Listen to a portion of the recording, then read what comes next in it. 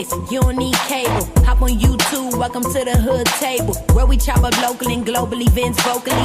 You don't really wanna miss out on these conversations. Just joke a little, laugh a little, get that wine in your system, fill your glass a little. Expose current events, talk trash a little. You never know, these opinions might clash a little. They addicted to the content, got them binge watching. You don't like it, then you want invited. Bet your friends watching in the house and your job parking lot before you clocking. They don't wanna miss a second of this HT content. Everybody think they got something to say, so it's an open invitation, bring it to the table. But if you come whack, just know we ain't buying in. We gon' probably turn your back and tell you sorry, try again. Yeah, welcome to the hood table. You don't need Netflix, you don't need cable. Yeah, welcome to the hood table. You don't need Netflix, you don't need cable.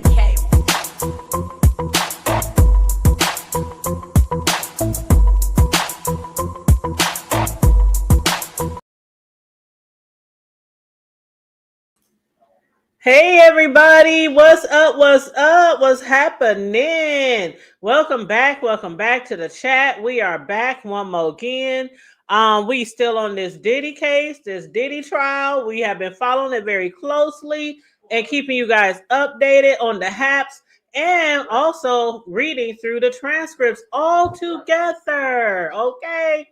Y'all know I wait till I get off of work, gather those transcripts, then I come sit down and talk to you guys live so that we can go through the transcripts together. And I will like to say, first of all, we were absolutely right, chat, yesterday, weren't we? When we were trying to figure out why Garcia wanted to get immunity. He is like the second person so far who took who evoked his Fifth Amendment rights and requested immunity in order to testify against Diddy. Now, I wouldn't call it necessarily testifying against him because he was doing some shit too. So he basically testifying against all they asses, right? Everybody in Diddy's camp and associates seem to either be willing to do anything for clout or anything for pay. But what I won't say is some of the people that he's been involved with were willing to, or should I say, you know, when it comes to like Maya, a lot of people was trying to, you know, condemn her yesterday, including Diddy's attorney. Everybody was talking about it, the press, the news. You know how he basically, the way he treated her up there on the trial, basically badgering the witness, trying to make her look bad, look like she's a liar, trying to get her impeached because of things that I truly believe really happened to her that she did not want to happen to her. I still truly believe that. Just like with Cassie, I still believe like, and Capricorn and a lot of the other ones, I do believe that they were put in situations where they fear for their life. They tried to escape. Diddy would hunt them down, drag them back, beat them, you know, different things like that. I believe there's a lot of people who were willing to do a lot of things for him to make him happy. And then there was people who was doing things out of fear. Okay, I do believe that. And I really don't like the way that Maya was treated yesterday. I hope that does not stop a lot of victims from coming forward, especially when it comes to these big moguls, these celebrities, superstars.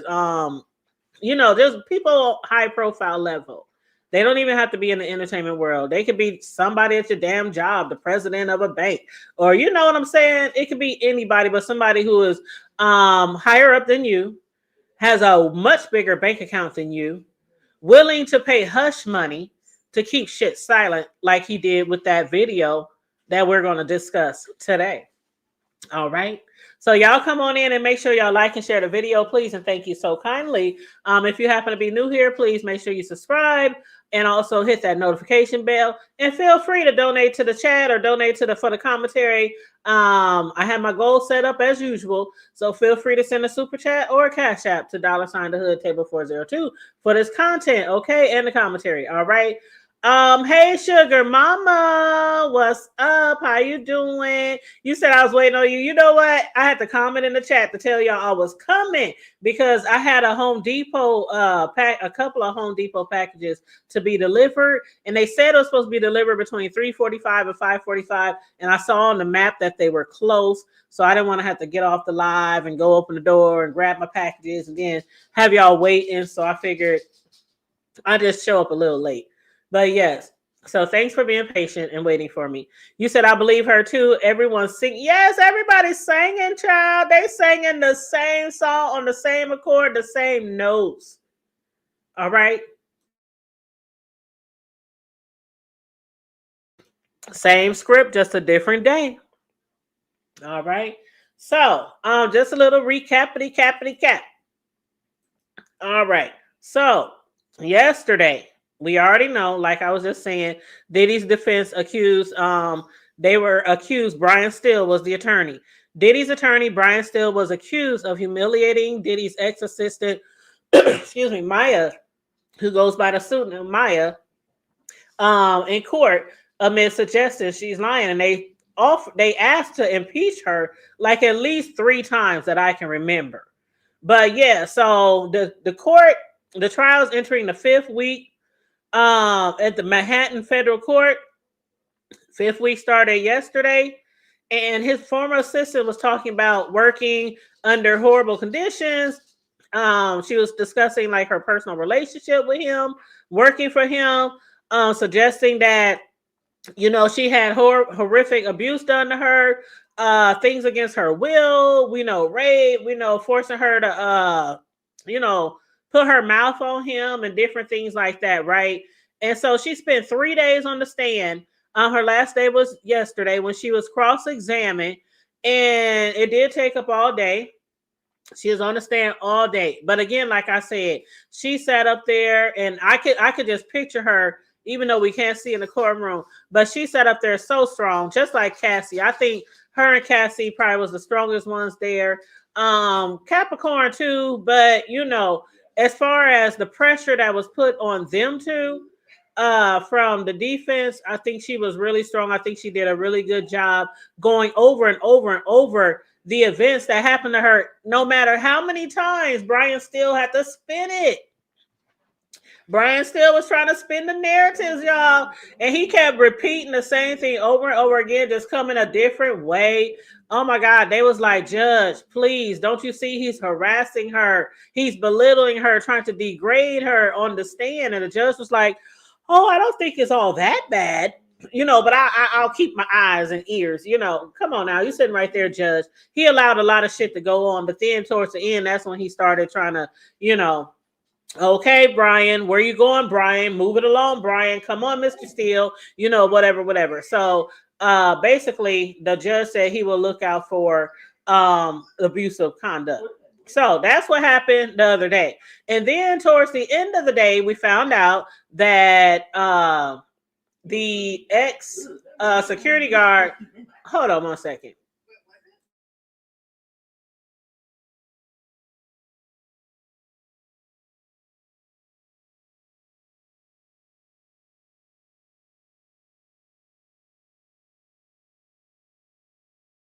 All right, sorry about that. I had to talk to my son real quick. Sidebar, like they were saying in court. Sidebar. We had to have a sidebar. Yeah. But anyway, whatever. Quit trying to interrupt my show. Yeah, sidebar, nothing. She just don't want y'all to hear me, Hood Table.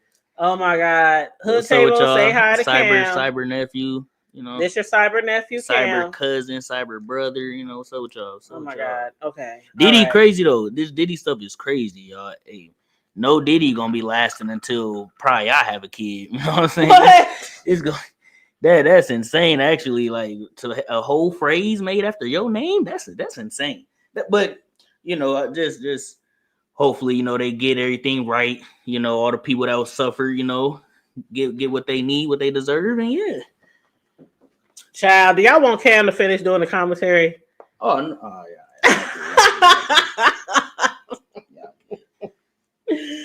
All right, so you got any more to add? We'll have our show here and there soon. I know we're supposed to have been started our show. Me and my two sons, we were supposed to have started our own show, our own segment, because they be having a lot to say, right? They be following a lot of the trending news and trending, stuff. Some of the stuff us older heads don't be, getting into a lot too. So yeah, we gonna have to really work on that and set a date. So we'll have our premiere coming soon. Absolutely. It's gonna be better than BMX. What? What? Those are criminals. We are saints. We are sanctified. Straight the hard way. Sugar Mama said you said it all in a nutshell. Everything about Diddy. Y'all, he about to go on a date with his girl. They about to go out for drinks and eat. But anyway, he just wanted to highlight y'all before he left. But so we are going to get this party started and get into these transcripts, y'all. These transcripts was scripting today. All right. So as usual, when I go through the transcripts, I read everything pre-court, after court, all of that. So make sure you guys are liking and sharing the video, please, and thank you very much. You said I hope so. Y'all sound so good together. Honey, we are a hoot. We are a hoot. Of course, our mama, they sons, just like any other family, any other relationships. We all have our shit that we go through, just like any family, ups and downs, good times, bad times, stuff like that. But we are a hoot together. I'm trying to tell y'all, my sons are so funny. They so comedic. They very smart and intelligent. But yeah, a lot of people have met them already. They've been on my panels before, not actually like sitting live on the screen, but yeah, they have hosted with me before in the past. So yeah, that'll be fun. All right, son. Love you. Bye. Okay, lock me in so I don't get kidnapped. What up, family of six rocks? All right. But hey, y'all. Hey, come on in, y'all. Like and share the video. But yeah, so okay, so let's get started on the transcripts. In the courtroom, before everything got started, the courtroom deputy, he said, "Marshals, can you bring the defendant out?" They brought, Diddy out. They said, "Oh, I think Mr. Donaldson is in there," which is one of the attorneys with Diddy. So Diddy was brought in, and Judge Sub, that's what I nicknamed him. Judge Sub said, "Let's start with the compilation video. I got this letter." So then the judge says, "Is Mr. Garcia competent to testify about this video given his position in the hotel security?" The government attorney Steiner said, "I have not really asking him about that aspect, or I'm not really asking him about that aspect." The judge says, "We are not using the correct cell phone video, so this could get in under the rules." Now, Diddy's attorney Garego said the way the video is cut makes it appear that Diddy came right after Cassie, and he didn't. The government attorney said, "I'd like to address the timestamps on the security video. They are routinely inaccurate."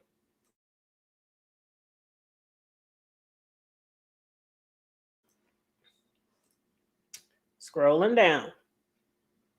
Then the judge says the defense concern could be allayed by inserting breaks between the clips.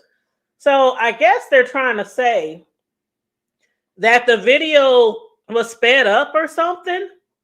That's what they're trying to make it seem like. Like when Cassie, because in the video that we saw, Cassie literally came to the elevator, right?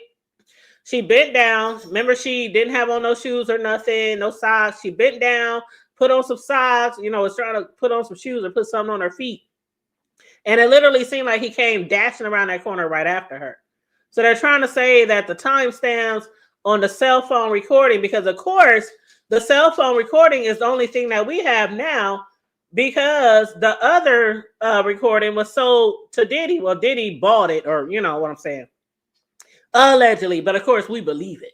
Okay, we believe it. We believe the security guard, okay, that they were paid $100K, which we are going to get to. We are going to get to that. But anyway, so they said the video is routinely inaccurate. So the judge says the defense's concern could be allayed by inserting breaks between the clips. And the government says since they will be testifying, it's hard for them to be editing the clips at the same time. We don't think it's misleading. The judge says the defense can cross-examine on this. The government says, given that the defense played the video of Maya's birthday video for Diddy, we want to introduce recording of the jail calls about organizing social media celebrations of his birthday, which he views as a way to change the narrative. The government says there was someone broadcasting Maya's name just outside of the courthouse in Foley Square yesterday. We'd asked, and then from the back of the courtroom, this is y'all, when I saw this on the damn internet. Y'all, did y'all see that on the internet?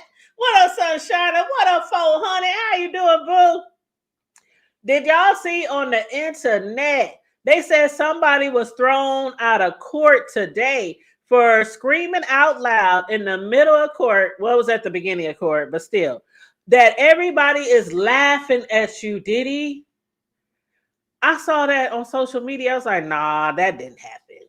That didn't happen, but it's in the transcripts, y'all. It's in the transcripts. The scripts is scripting, okay? But they said, they said right in the middle of that, from the back of the courtroom, somebody screamed. There was a lady. And she said, Diddy, they're coming after you. Those motherfuckers, they are laughing at you and some other explicit shit, right? So the court security officers escorted that person out. The judge continued. The video timestamps, how long is it? If 40 minutes, it would be a good 403 argument.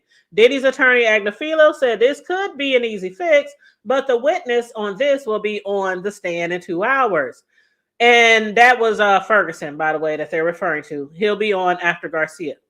So the judge says, where does he live? New York? And they said he lives in Florida. The judge says, bring in the jury, all rise. The jurors, they come in. The judge says, jurors, there are some scheduling modifications, including that on June 11th, we will not start until 1 p.m. Also, June 5th, from 11 to 4, and June 20th, the day after Juneteenth, we'll stop at 11. So, at 1. So it really does seem like they might be going to July 4th, as they, said, even though that seems like a very far away. It's only June 3rd. So they talking like we still got a whole month to go.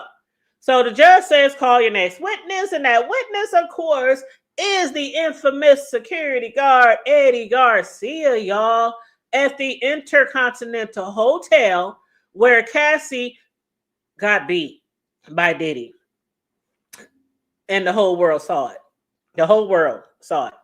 So the government calls Eddie Garcia. Where do you work? Or where did you work, sir, on the day in question?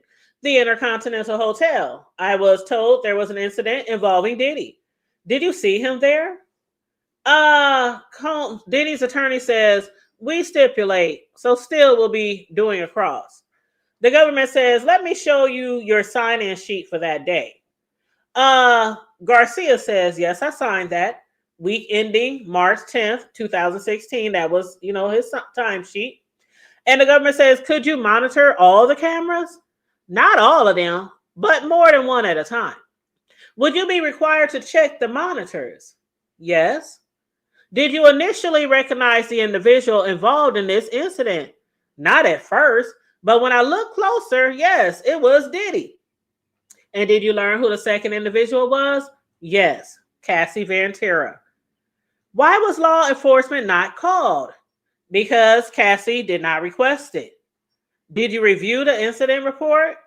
Yes. There was an attachment that I didn't open on the computer, a video file. Did you receive a call? Yes. From who? KK, y'all. Christina Coram.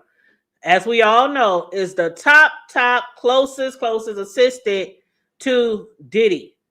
The closest person to him. We call her KK. Okay. So Garcia said, Christina Coram with a New York area code. She asked if I had the video. What did she ask for? Garcia said the video. She said Diddy had been intoxicated and didn't remember exactly. Objection from Diddy's attorney, Brian Steele. The judge sustained. Then they got a sidebar. You said that's his assistant. Oh, yeah, KK. That was his assistant. Yep, absolutely. You said Diddy Pa still talking about you. You so stupid, 400. You said they know damn well that Diddy brought that damn video. Hell yeah. It's been speculations for a long time about that video, y'all. But when we was live yesterday and we heard that he wanted immunity and wanted to evoke his Fifth Amendment, oh, we already knew. Y'all was in the chat talking about, yeah, he sold that he sold the footage, that good old bean footage. Okay. Hell yeah, he sold that shit. But what did we say yesterday? What up, Detach Myself? Y'all know what we said yesterday. If we gonna sell that type of footage, I was talking to my son Cam, who was just talking to y'all. I was like, Cam, what would be a good price if you were to sell that footage to Diddy? Because I really was interested in knowing how much the security guard got paid. And my son said 1 million. I said, you damn right, boy. I raised you right. That's my nigga. If you don't get no bigger. Hell yeah. That motherfucker worth billions. And you better not even say thousands, not hundreds of thousands. I want 1 million at least. Shit. And I know they looking back like, well, shit. If I would have took $1 million and then signed an immunity deal, should I still be sitting like a fat cat right now? But no, we gonna get to, the get to, okay? So moving right along. You said Diddy about to talk. Yeah, my son was like, shit, 1 million, mama. But anyway, so after break, they came back and the government said, what did you tell KK? And Garcia said that she would have to talk to management. Did she reach out again? Yes. I got a call from the lobby that she was there looking for me. You notice KK or Diddy didn't go through management. Nope, they went through the security guard. Why? Because they figured that it'd be easier to warm him up first to them. Okay. So that's what they did. They didn't call back and speak to management. They called again to talk to him. And he said, I got a call saying they're looking for me. And the government said, what did she ask for? The video. Bitch, I already said it the first time. Okay.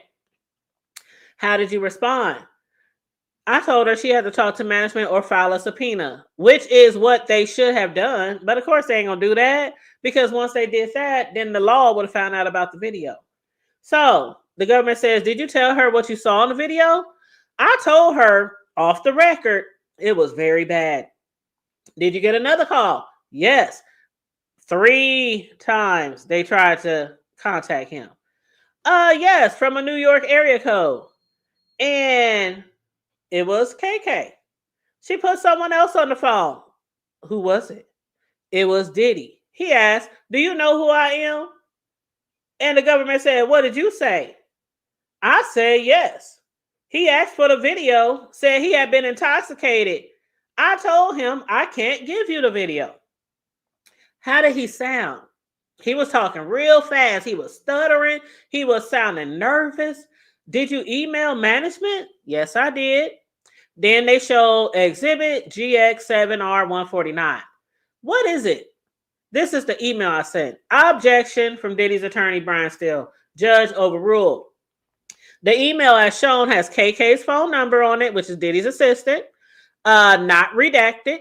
And it says Combs, aka P. Diddy, says he is a patron and wants to talk to you. The government said, did you get more calls from Miss KK? Yes, on my personal number. They had his personal number, y'all. Child, if Diddy or somebody get my personal number, I know it's something going on. Okay, who you got stalking me? But they said, how did you react when they called you on your personal number? That was like the 4th time they called him. He said, I was nervous. He said, KK passed the phone to Diddy again. And what did he say? He said that I sounded like a good guy, that he could help me, that something like this could ruin him. So if I scratch your back, I scratch yours. You can use something from me. I need something from you. He wanted the video. He said if it got out, it would ruin his career. Where we at now? He was right about that. Garcia went on to say, I said I didn't have access to the server. He told me he believed I could make it happen and he would take care of me. And what did you think he meant? Money for the video. And what did you do? I reached out to my supervisor about it. Mm-hmm. Thank you for the super chat. You said, who say my name, Diddy? Did he do it? Did he do it? Yes, he did. Amelia front, sunshine up. Don't play. Don't play. I'm so serious. A milli at least.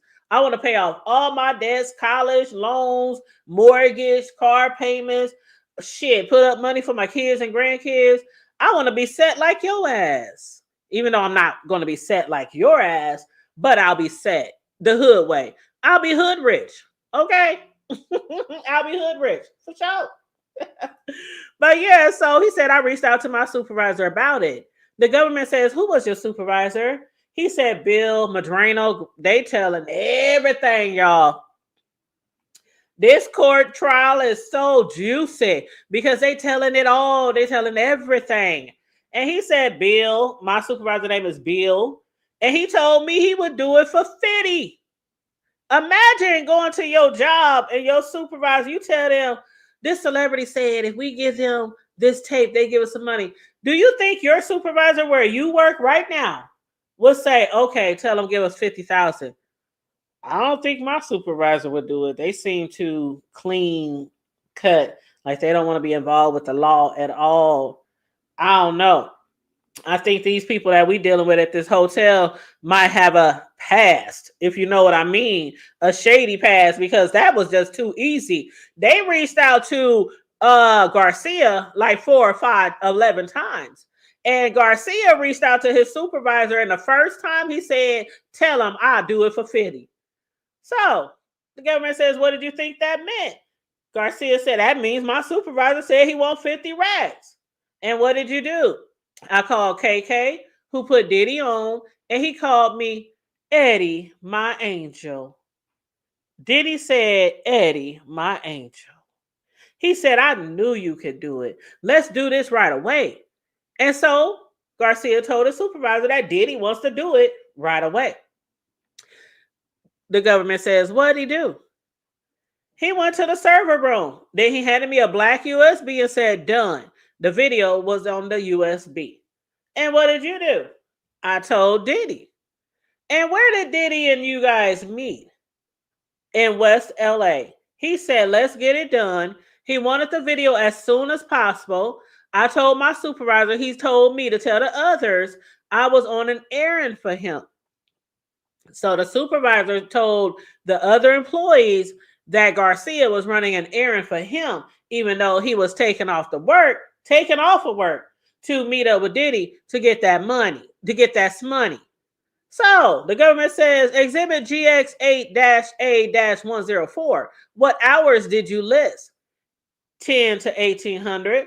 So even though he was not at work, he put his regular whole shift on his time card.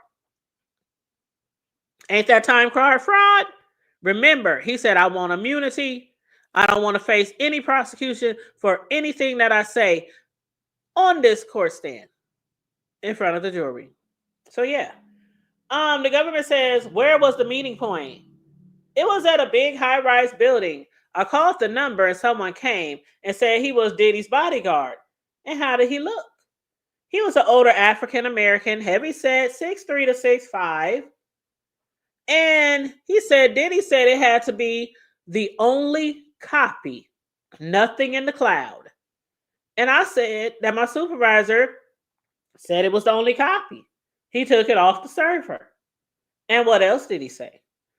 Diddy said that if Cassie filed a complaint, I could get in trouble. Now, listen to that part. Diddy said if Cassie called to file a complaint to the hotel, then he can get in trouble. You know why he said that? Because he had already took the video off the computer. They had already took it off the computer. They were already concealing a crime. So Diddy told them, if Cassie was to call your job and file a complaint, y'all would be fucked.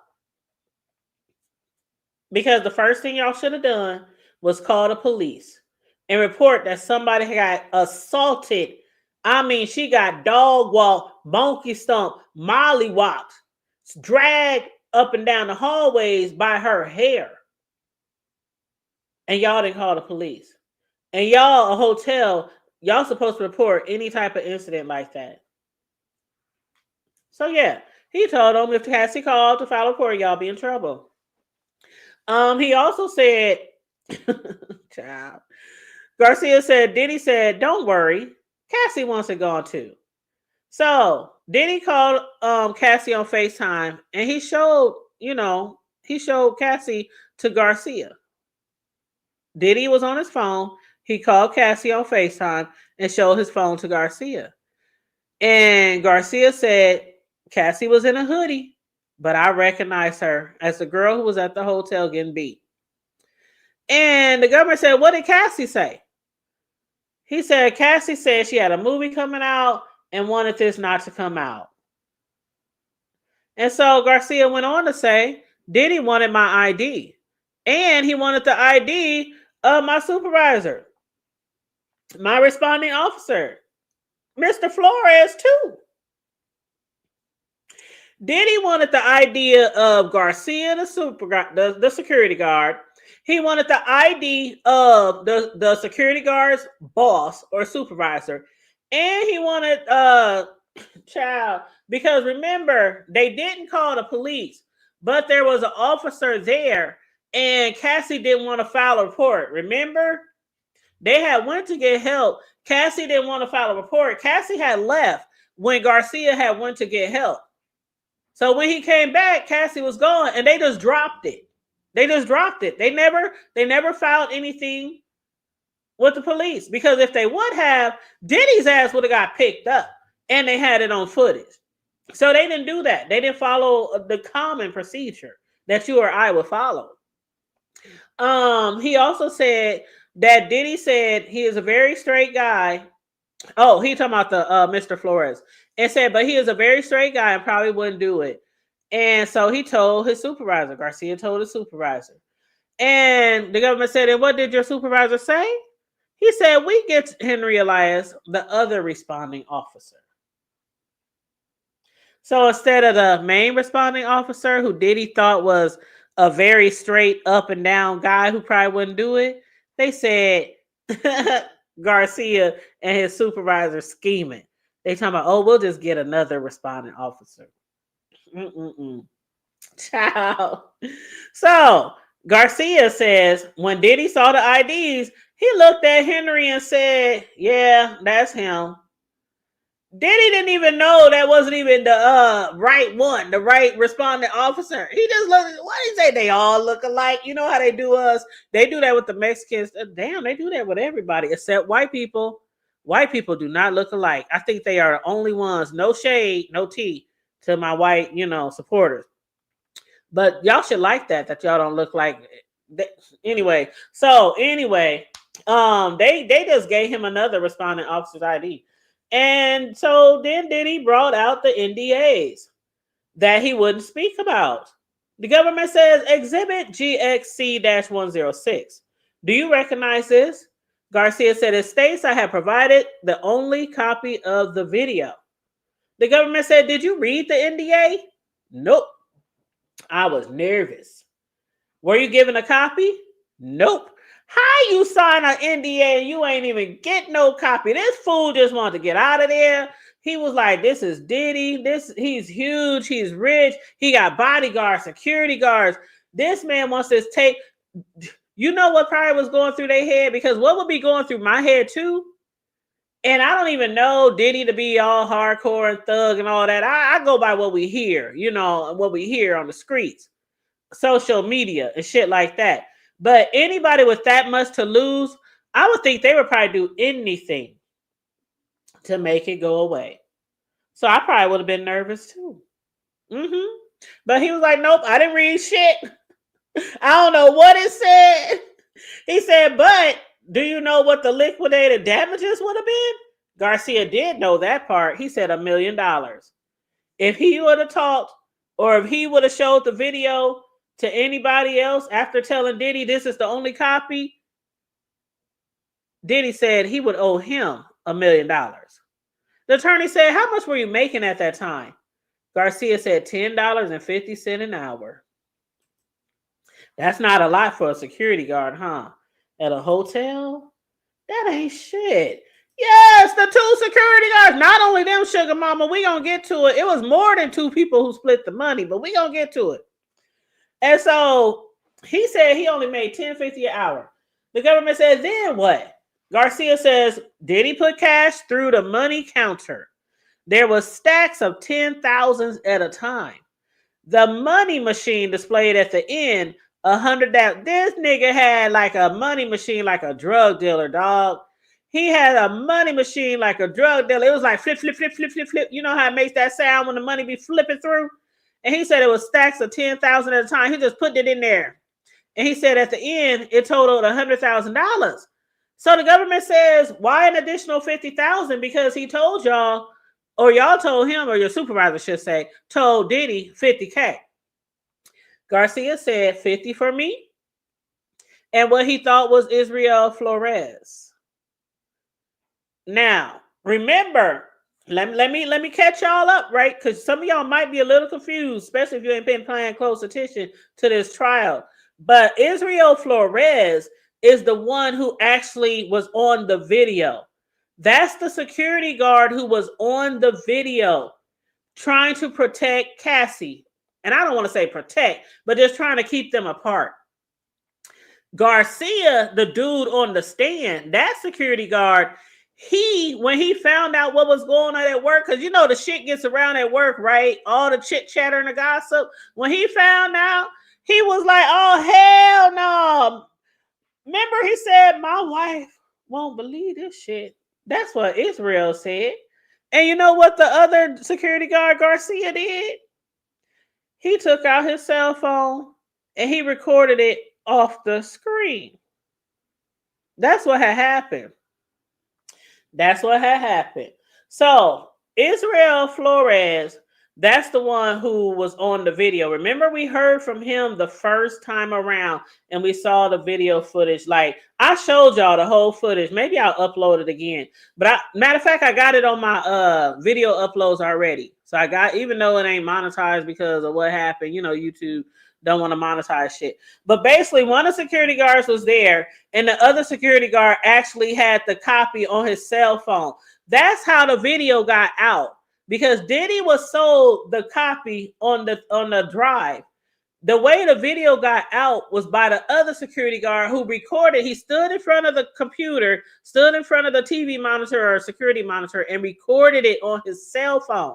And if you look at the video footage on that video, you can tell it's not the security footage. You can tell the way the phone is angled at the computer or the TV monitor, and you could tell how fuzzy it's not like really clear. You could tell that somebody was recording it with a cell phone.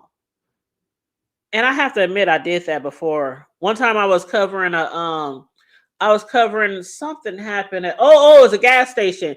One of my friends, or one of my associates, I should say, her daughter got into it with some people at a gas station, and it was a whole bunch of girls who came down there in a car and they was jumping her daughter. And so she posted the video footage on Facebook of the actual security video, and I just put my cell phone in front of it and was recording. That was a long time ago, before I was really into, you know, blogging and all that shit. I was being ghetto. But yeah, that's what I did.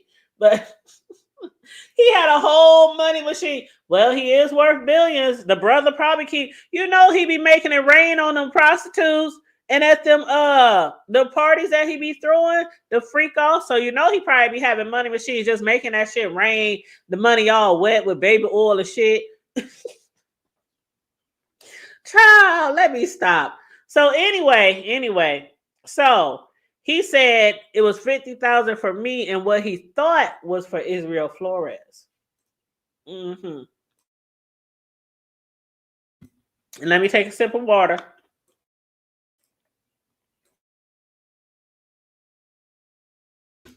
Okay, so back to the transcripts. So the government says, how did Diddy give you the $100,000? Y'all see that picture on my thumbnail? He said he put it in a brown paper bag. And was the bodyguard there? Yes. And KK, was she present? I would say at some point, yeah, I stood up, signifying that I'd be leaving now. He said, I stood up like, okay, gotta go. I got this money in this brown paper bag, gotta go. And so Garcia said Diddy escorted him to his car. And he asked how I would be spending it. He said not to make any big purchases. Why? Of course. He don't want you know how it is. If you just get $50,000, $100,000 and you start buying all kind of shit, you know, people might get suspicious. Like, what the fuck you do? What you doing? You hustling on the side? But anyway, the judge said to Diddy's attorney, Mr. Steele, if you are objecting speaking into the microphone, that's sustained. Discard the last part. So the government said, what did you do? I called my supervisor and I gave him $50,000. And how much to Mr. Elias? I gave him $20,000. So again, they used the officer that was not the one who really was responding. They basically was like, it was a whole scam. This is a whole, see, this is where the RICO, this is another way the RICO charges might stick. Because we got officers who even accepted money. Drugs, fraud, extortion, coercion, bribery. There was a responding officer who was not even the responding officer, but they hollered at him. The supervisor said, hey man, we can get this money from Diddy. All you got to say is you was the responding officer and give me a copy of your ID. And so Elliot said, that's what's up. I got you. How much do I get? That's probably what he was saying. Well, how much do I get? An officer's salary ain't all that much, you know. So then the government said, and what did you do with your $30,000? Because you gave your boss 50, you gave the responding officer Elias 20. What did you do with your $30,000? Do y'all hear this? $30,000 was all that he was left with. $30,000. You know how fast $30,000? I could spend $30,000 in a week. Like literally, that some people spend that shit in 5 minutes, depending on how much they work. $30,000. You know what he bought with that $30,000? He bought a used car with cash.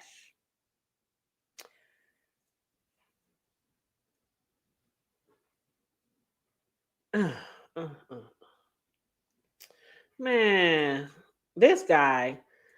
When I think about it again, maybe he not from the street. Because I thought maybe, you know, they might, you know, they doing this illegal shit. Maybe they might have some crazy past. You know, they're like, fuck that shit. I'm going to make this money. But he couldn't. There's no way. There's no way I would have sold that tape for $30,000 because that's all he got. And he bought a used car. And then he told him, don't you spend all that. You know how you get kids some money. Don't you spend all that money in one place. Put some up for a rainy day. What's to put up with $30,000? And where do they live? Like it ain't cheap where they live. Shit, it's expensive to live out there on the West. But anyway, what's up, Mary Carey? Hey, how you doing, love? How you doing? You said, wait, what happened? Did they stop her live? My live stopped? You said baby oil stock that went up. Oh, Lord.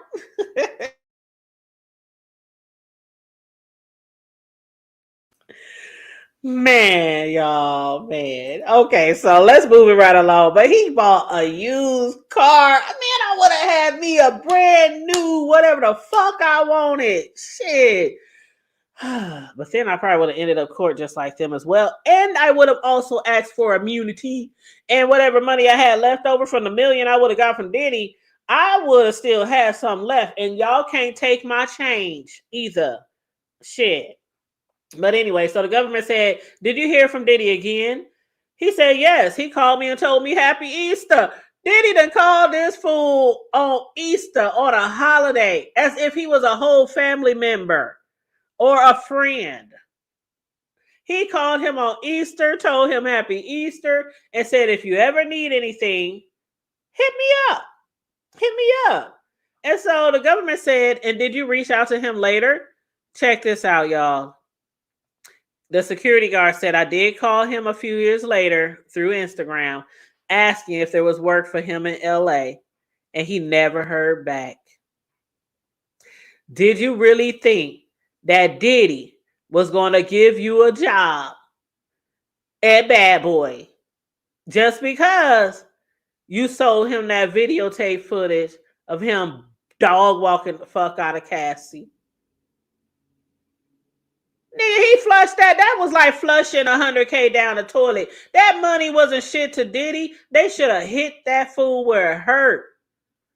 He said, I hit him up a few years later talking about, you got anything for me to do out there? And Diddy never responded. Ain't that some shit? Ain't that some shit? You said use what the hell now? We 30-day income tax. Thank you. People be getting them income taxes, buying them cars, and then 30 days later, them shits on the side of the road on bricks. Yes. You know what I'm saying? That's crazy. You sick. Anyway, so okay. Then they had a little break, and the judge said, "Anything further from the government?" And the government said, "Yes. Mr. Flores, did you see this video again?" Yes, on a news outlet. And also Mr. Flores messaged me with a screenshot. So the government said, "Did you happen to see that video again?" And he said, "Yep, I saw it on the news, on social media. And also Mr. Flores messaged me with a screenshot. And did you keep these messages?" "Nope, I didn't want nothing to do with it." The government said, "Were you contacted by law enforcement?" "Yes." "Did you tell the truth?" "Nope, I wanted nothing to do with it." "Did you get your own lawyer and tell them the truth?" "Yes." No further questions from the government. The judge says to Diddy's attorney, Brian Steele, "You got anything you want to ask?" Steele says, "Sir, you were in the condominium unit with Diddy and others and received double what your boss requesting. Fair?" And Garcia said, "Yes." And the attorney Brian Steele for Diddy said, "You told your boss because you are honest, right?" Said, "Yes." Because the boss said he'll take $50,000 for the tape. He didn't know that his security guard was getting some money too. So the boss got 50, but you know what? If I was the security guard, I wouldn't have even told my boss I got anything. Who would have known? I would have told I ain't getting shit. I gave that 50 to my boss. He the one who paid for it, not me. But yeah, he took that 50, and he said he gave the rest to his boss, and he was honest. He told his boss. And so Brian said, "You asked Diddy Combs for work?" And Garcia said, "Yeah, I asked him for work. I sure did." Diddy's attorney said, "Let me show you your NDA. This part says exclusions, right?" Garcia said, "Under NDA, you can't speak. It is my understanding." Brian, Diddy's attorney, says, "It says nothing prohibits truthful statement in a legal proceeding." And Garcia said, "I see that." And so Diddy's attorney said, "You weren't law enforcement." And Garcia says, "No." So what Diddy's attorney is saying right there, you sign an NDA, but then you talking about the shit. And you weren't law enforcement, because that's the only way that you're supposed to actually speak about it is if you're subpoenaed in court. So I'm like, where are you going with this, sir? Where are you going with this? I guess because Mr. Flores showed him the screenshot. He said he didn't want shit to do with it. He tried. One thing I can say is the security guard tried to hold his end of the bargain with the NDA. He tried it. He tried it. But shit, it was like, fuck it. You know, shit, I'm going to record this footage because this is some shit that you never, ever would believe if you didn't see it with your own damn two eyes. Ain't no way I would have ever believed that Diddy could do something that bad to Cassie or any other female who barely weighs 85 pounds soaking wet. There's no way I would have believed it. Even all the rumors over the years, Diddy is this, Diddy's mean, Diddy's abusive, Diddy's just like R. Kelly. There was no way, even with all the, okay, I already knew the shit was true about him sleeping with young girls.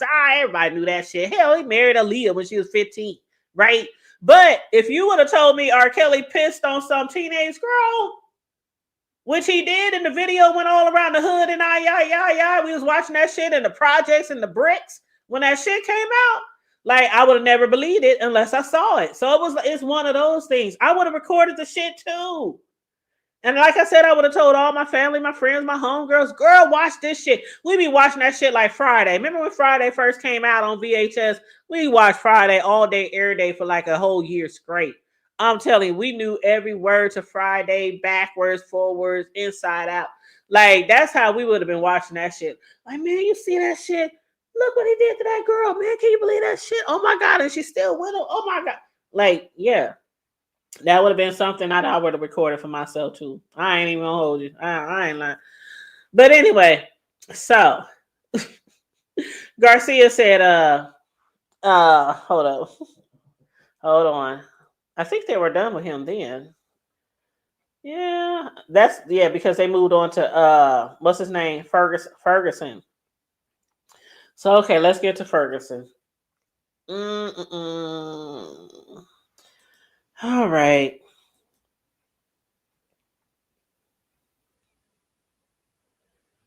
One second. Okay. Yeah, we about to go into Ferguson. Okay, so back to the script, the transcripts. So after that, they let Garcia out of there. Of course, he's not facing any prosecution for anything he said or did because of the immunity deal. The judge sub says, bring our jury back. All rise. The government said, I'm going to enter a stipulation into evidence.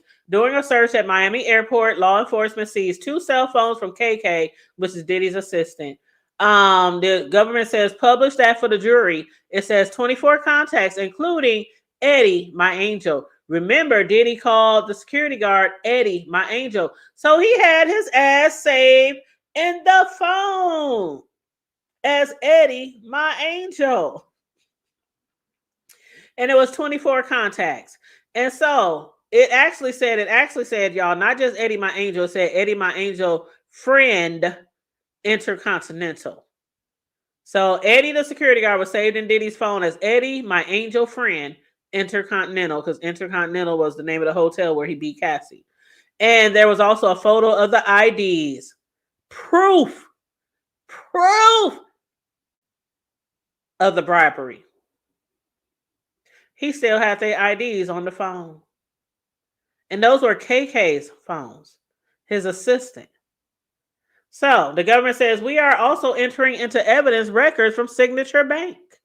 The judge says, any objections? Diddy's defense says no. The government said, with that, the government calls Derek Ferguson. How do you know Diddy?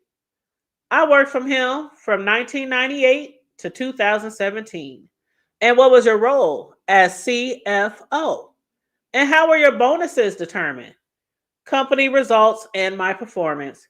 Were you responsible for managing Diddy's personal finances? Yes, at times during my tenure. And who was your supervisor? Sometimes to Diddy himself. How often did you interact with Diddy? A couple of times a week. Later, he became more of a chairman. And how did you communicate with him? Back then by pagers. And who is this? That's Uncle Paulie. That's Paul. And who are these individuals? That's Roger Bonds and D-Rock, Diddy's other security. And he said they were all security. And what was Diddy's, was Diddy it says, was Diddy the sole owner. There's some typos in there. Ferguson said yes, 100% of Bad Boy Productions and Films. And what was Diddy's role? Creative and marketing. Did you have some ventures as a partner, or did some ventures have partners? And he said Bad Boy Records with Arista, also with Warner. Sean John Clothing had a partner. And what were the profits? Very profitable. And how was Diddy paid? Sometimes salary, sometimes distributions from the companies. And what is a distribution? If solely owned or passed through like S Corp, the owner determines to draw down. And did each have a bank account? Yes. And could you sign on the contract? Y'all, this is about to get good. Can you sign on the accounts? Yes. And which bank did the Combs companies use? Citibank, HSBC, and Signature Bank. And what is this one? Janice Combs Music Inc. It furnished his name and likeness. Janice Combs Music Inc. And Mr. Ferguson, are these your initials in section 4? Yes. It was 9/29 of 2009. Is this also a business checking account? Yes. And this one with Diageo about Ciroc? How was the account funded? It was funded by inflows. And what about credit cards? Well, primarily American Express, expensive reimbursements. And did Diddy have American Express? Yes. Did he use it for personal as well as professional? Yes. And the companies paid? Yes. How was outgoing cash handled? We had a petty cash account and cash advances, for example, for those traveling who didn't have American Express cards. And when Diddy was paid in cash, how did it work? We'd match it if it was a contract. Wonder where they're going with this. You said big dummy. Let me take a sip. So he said we match it if it was a contract. The attorney government goes on. Were you aware of Diddy's security staff carrying cash for him? I was not aware of that. And when you were responsible for his personal finances, what did you do? Budget for the year. What about properties? Inflows and outflows. And what properties did he own? He owned the Hamptons. He owned property in the Hamptons, in New York, Miami. They were held in LCCs for an anonymity and liability reduction and tax benefits. Did you oversee other personal accounts for Diddy? Yes. And were you aware of him supporting other people? Yes, from his personal earnings. The government says, Your Honor, this might be a good place for us to take a break. The judge says, how much more with this witness? The government says 20 minutes, we think. And Jane, don't forget, y'all, we got another Jane Doe. Her interview is going to be starting tomorrow, and they expect it to last 2 days, especially with the cross-examination.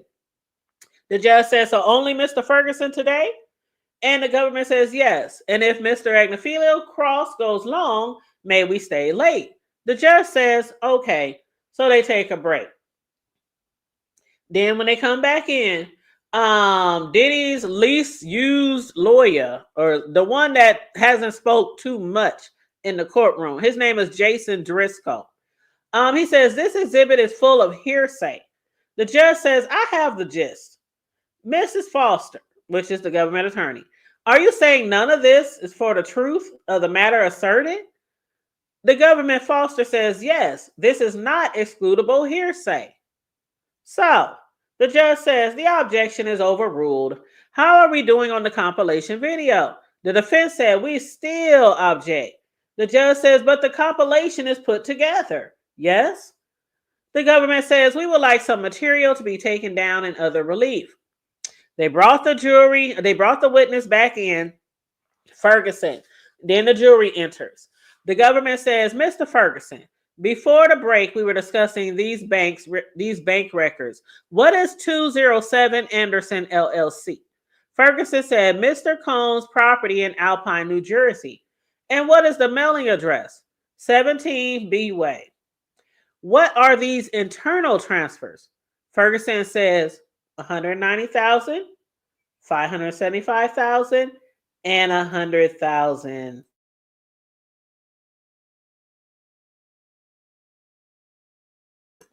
Let me say that again. The government says, what are these internal transfers? Ferguson says 190,000, 575,000, and 100,000 in December of 2011. The government says, who decided whether to initiate an internal transfer? Ferguson says, usually the comptroller. The government says, do you remember these? Ferguson says, no. The government says, in this outward transfer, to whom did it go? Listen up, y'all. Ferguson says, Cassandra Ventura. Y'all know Cassandra Ventura, of course, is Cassie. And for how much? Ferguson says $20,000. And this one coming back in, Ferguson says Roderick Ventura for $20,000. That is the extortion money. Boom. Right there. The money that he demanded Cassie's parents to give him so that he wouldn't release one of Cassie's sex tapes. He held a sex tape over Cassie and her mother and father's head and demanded they send him $20,000. Now, we heard that the first week of the trial from Cassie's mother on the stand. And then 3 days later, he sent the $20,000 back to her mama and daddy. But they had already taken a loan out on their house to pay that $20,000 because they were so scared that he was going to release that sex tape. Imagine your daughter's girlfriend calling you. You give me $20,000 and he worth millions. And we live paycheck to paycheck. Paycheck to paycheck. If somebody asked me to send them $20,000, I would have to take out a loan. Because hey, $20,000? Everybody ain't got that kind of money just sitting around in the bank. So that was the proof right there. So the $100,000 that they just talked about, we know that's from when he paid the security guards. That $20,000 coming in, going out, that was for Cassie's family. Absolutely. Absolutely. So the government says, when did you leave the CFO position? He said end of 2012, then chief growth officer for the Revolt Media and TV. The government says, after you left, how often did you communicate with Diddy? Ferguson said, he texted me in 2024. I don't remember the day. And the government says, let me show you. You know, they got everything, right? So Ferguson says, I see. The government says nothing further. The judge says, Mr. Agnifilio to Diddy's attorney, do you got something to say? So Diddy's attorney says, you grew up in the Bronx? Where did you go to high school? Ferguson says, how do you say that damn school? Stuyvesant? Stivoyance? That bougie school, okay? Agnifilio said, where did you go to business school? He went to Howard, MBA, 1990. Diddy's attorney says, then BMG Music Group? Yes, they own over 100 music labels worldwide. They own Arista, 50% of Bad Boy Records at a certain period of time. Diddy's attorney says, could Diddy then do whatever he wanted? Ferguson said, no, there was Arista agreements.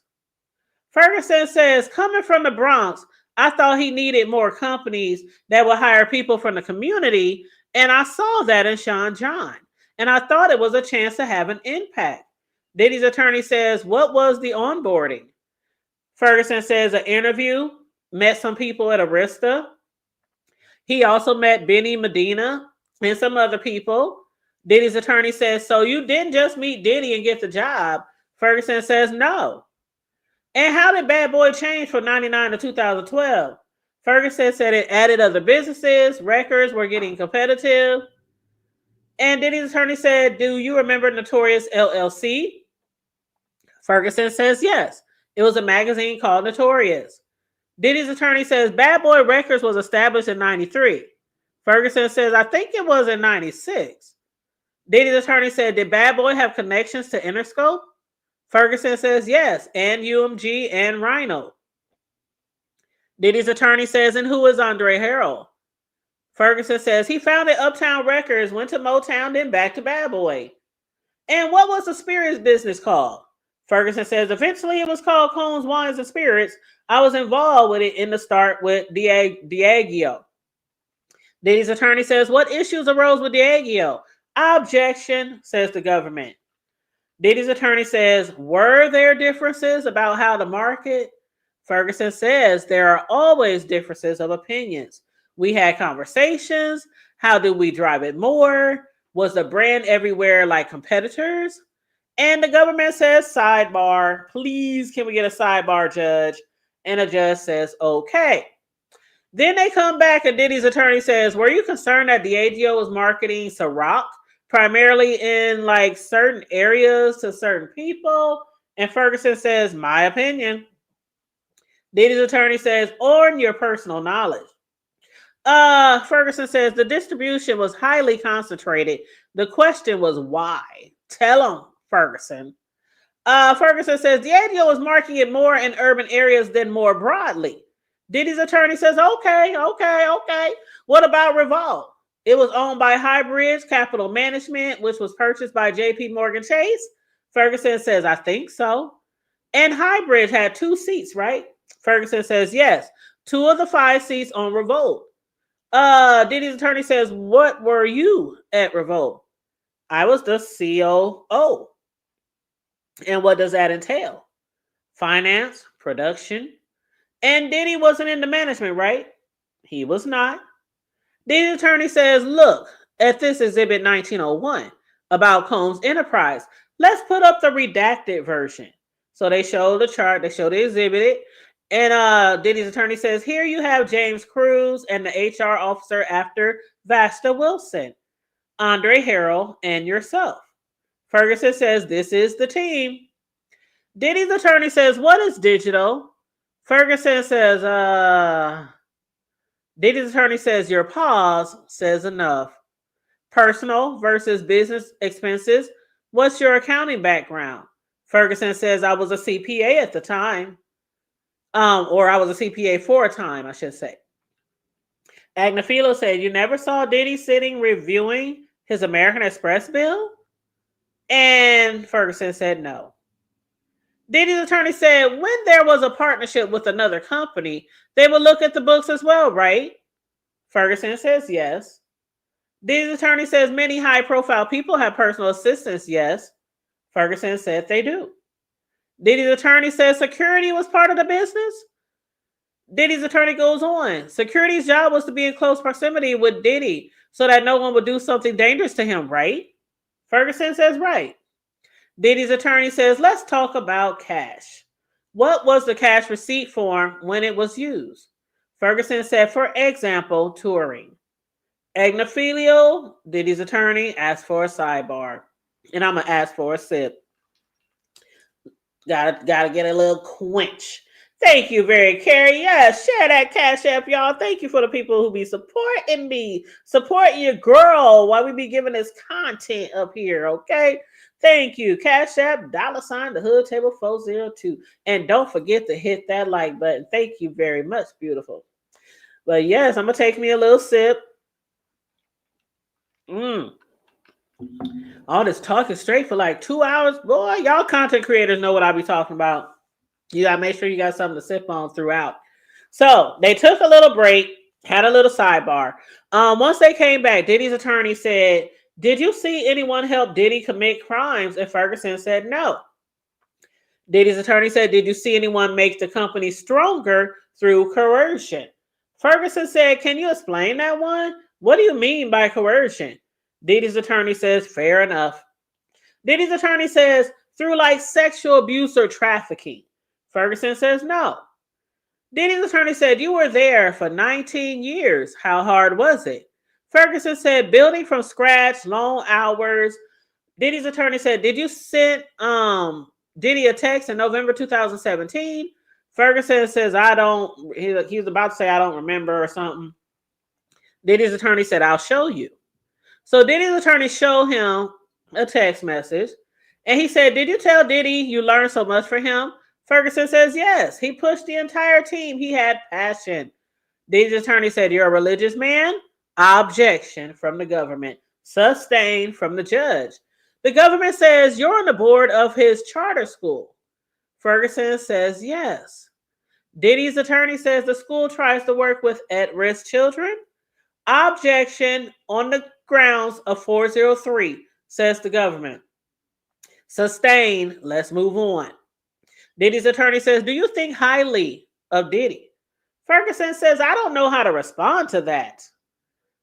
The government says, sidebar, it's our turn. Judge, can we get a sidebar? And then Diddy's attorney says, nothing further. Forget the sidebar. Fuck it. Nothing further. The judge says to the government, do y'all want to redirect? So the government says to Ferguson, was Revolt Films entirely separate from Revolt TV? Ferguson says yes. The government says, who was the head of Revolt Films? Ferguson says, I don't know. The government says, did you ever stay in a hotel with Diddy? Ferguson says, no. The government says, on this organizational chart, who was the chairman? Ferguson says, Diddy. And you see also KK here? Yes. And do you see the name Maya? Ferguson says, yeah, development and acquisitions. The government says nothing further. The judge asks Diddy's attorney, do you want to recross? Diddy's attorney says, you didn't go to his home or hotel because that's his personal life, right? Objection from the government. Sustained. Diddy's attorney says nothing further, judge. So the jurors may go, all rise. That was the end of today, y'all. It was so much tea. My cup flow is over. Whoo, that was a lot. That was a lot. That was a lot. But that was it for today, y'all. Now, they did talk about tomorrow because, again, Jane Doe, number 2, is going to come in. This is going to be the second person under a pseudonym who's going to testify against Diddy assaulting her. Okay? So that's going to be tomorrow. And they presume that she'll be on the stand, let's see, tomorrow's Wednesday, at least through Friday. Maybe till Monday, but at least 2 days, especially with the cross. And I hope Brian comes a little better if he's going to be doing the cross.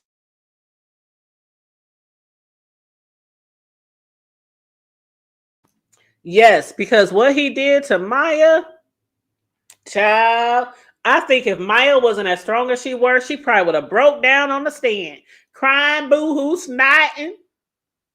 I truly believe that. And it was a lot. It was a whole lot. But yes, tomorrow, y'all, the government said with Jane starting tomorrow, we want to avoid the type of incident that happened with Maya.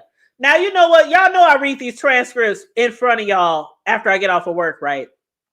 So I'm seeing this at the same time you're hearing it out of my mouth.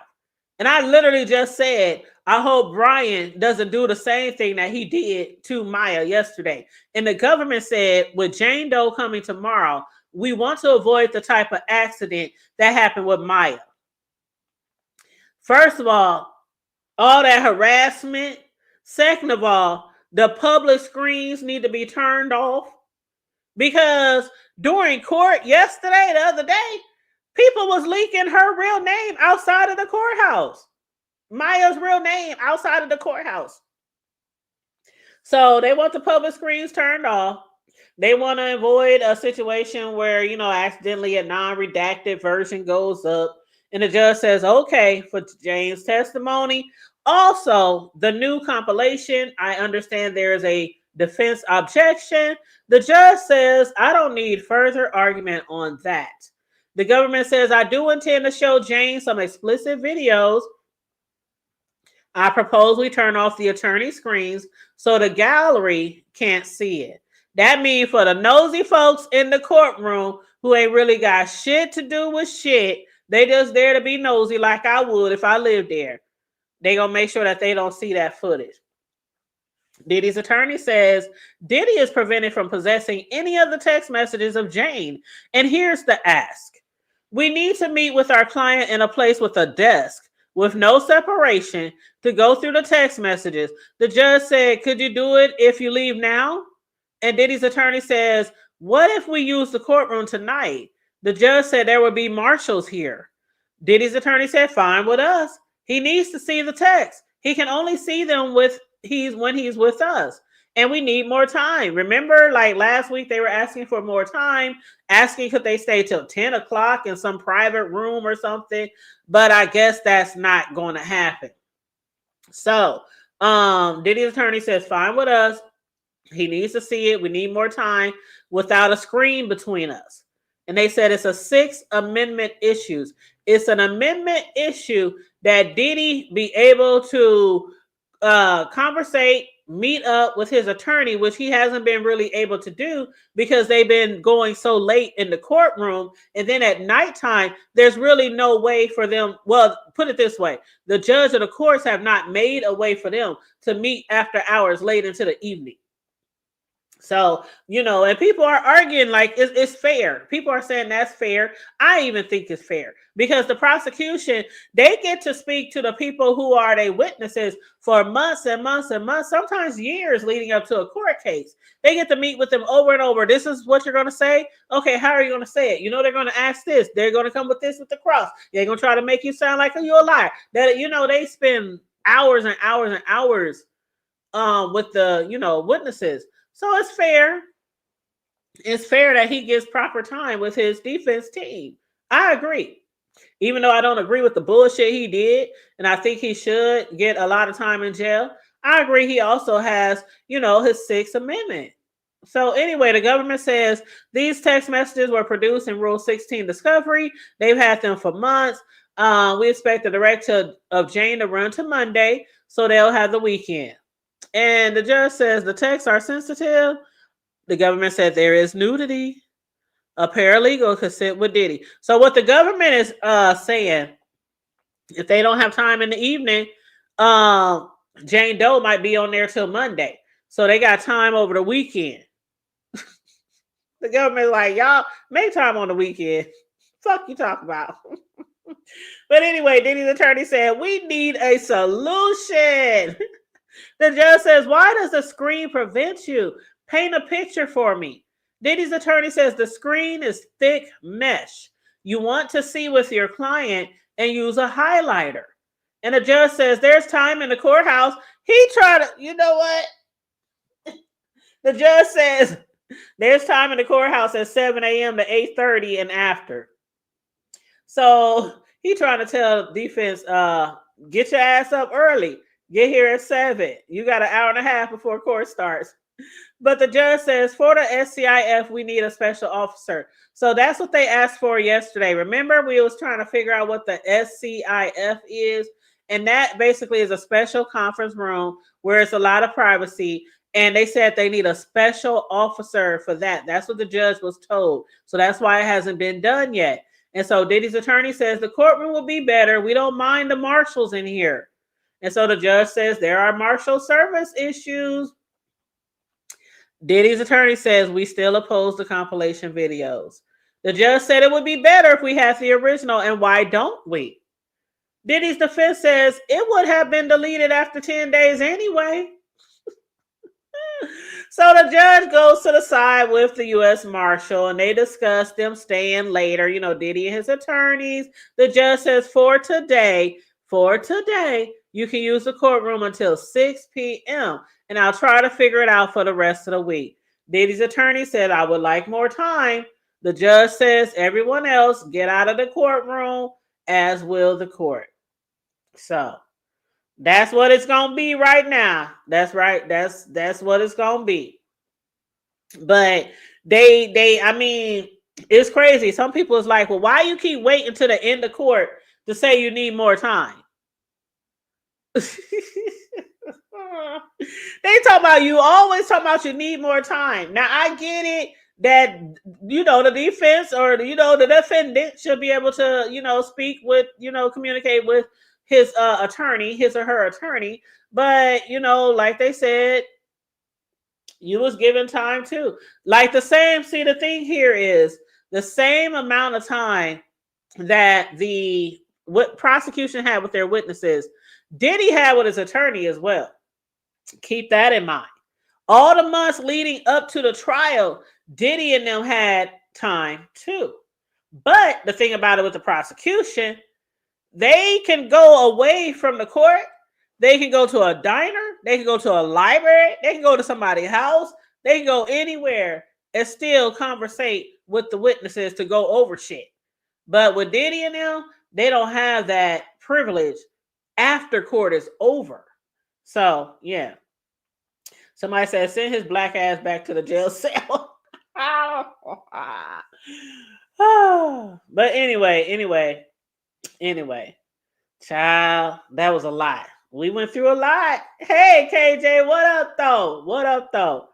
Now, I'm going to drop this link. I'm going to give y'all a few minutes, y'all. If don't nobody hit this link, you know I'm going to wrap it up. But I'm at least drop the link just in case anybody wants to get up here and chit-chat about anything we went over or anything else you heard or saw in the blogs or on the news or your own opinions and thoughts, about this trial. I dropped the link in the chat. Yes, we did talk about that, KJ. I really wish. See, that's why I wish it was a live court session. But I understand why. Because there's so much material that is explicit. Nudity, sex, baby oil. It's so much shit that's explicit that the public can't see. And then just like the other day, the government was telling the judge, okay, when our next Jane Doe comes on the stand, we don't want the same mistakes, because by half of the day that went through yesterday, Maya's name was all over the courthouse. People was outside the courthouse saying Maya's name. People knew who she was, and she was using a pseudonym. So, yes. But yes, we talked about that. That lady was like, Diddy! They laughing at you, dog. They had to put, and this was like right in the beginning too. This is like right in the beginning of court. Like, you couldn't have waited. I would have sat through court to at least find out everything that's going on for the day before jumping out and screaming and acting a damn plum ass fool. But they, right in the beginning of the court, they was going on, and the security guard had to snatch their ass on up out of there, or the police or whoever in the courtroom, they had to snatch that ass on out of there. That shit was so funny to me. I saw it on the blogs, and I couldn't believe it. I was like, nah, they acted like that in the courtroom? Oh my goodness. But yeah. Now it's funny. I was cracking up, and then it's in the transcripts too. We when we was reading through the transcripts, they had to stop court to get that person out of there. I was like, that is so funny. But yeah, I wonder, man. Well, we'll probably never know who it was. We'll probably never know. But hold on, let me see. Let me type this in.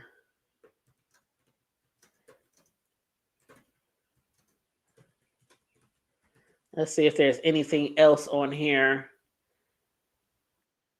Let's see if anybody... Okay, they said these motherfuckers are laughing at you. It's not right what they're doing. And they said the woman who had previously viewed the proceedings from an overflow... Oh, so they said it was a woman who had been there before, who had previously viewed the proceedings from an overflow room, yelled at Diddy, stating, these motherfuckers are laughing at you, and it's not right what they're doing to him, and the judge ordered her removed, and she was escorted out by law enforcement. And they said this incident occurred shortly after the jury was seated. So yeah, it was right in the beginning. Excuse me. But hold on, you said who? Oh, Maya was the one who was Diddy's assistant. She was Diddy's assistant, and she was also half owner of Revolt when he started Revolt TV. And she's also the one who alleges that he had raped her like 4, 5, 11 times. I forgot how many times. But yeah. And so that's who that is. But hold on, I think we got somebody in the back. And I want to put up my banner just to be safe until I see who it is.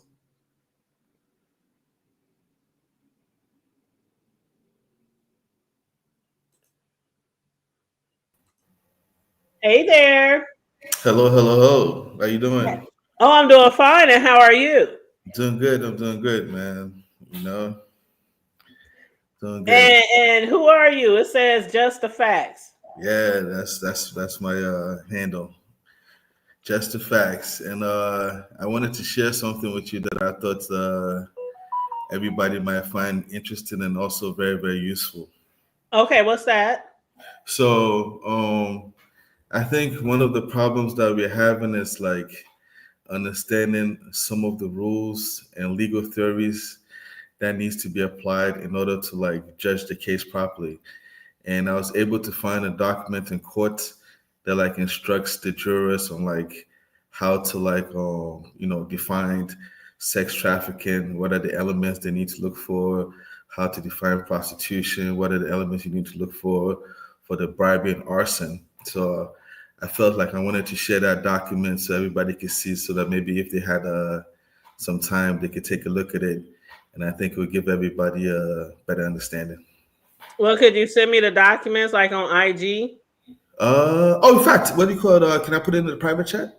Sure. Yeah, I'm putting in the private chat right here. So put this link in there, and then you can share yourself. Let me go right here. Yeah, just put it in the chat over there, and then if you let me know if you can access it, and I'll tell you exactly the page.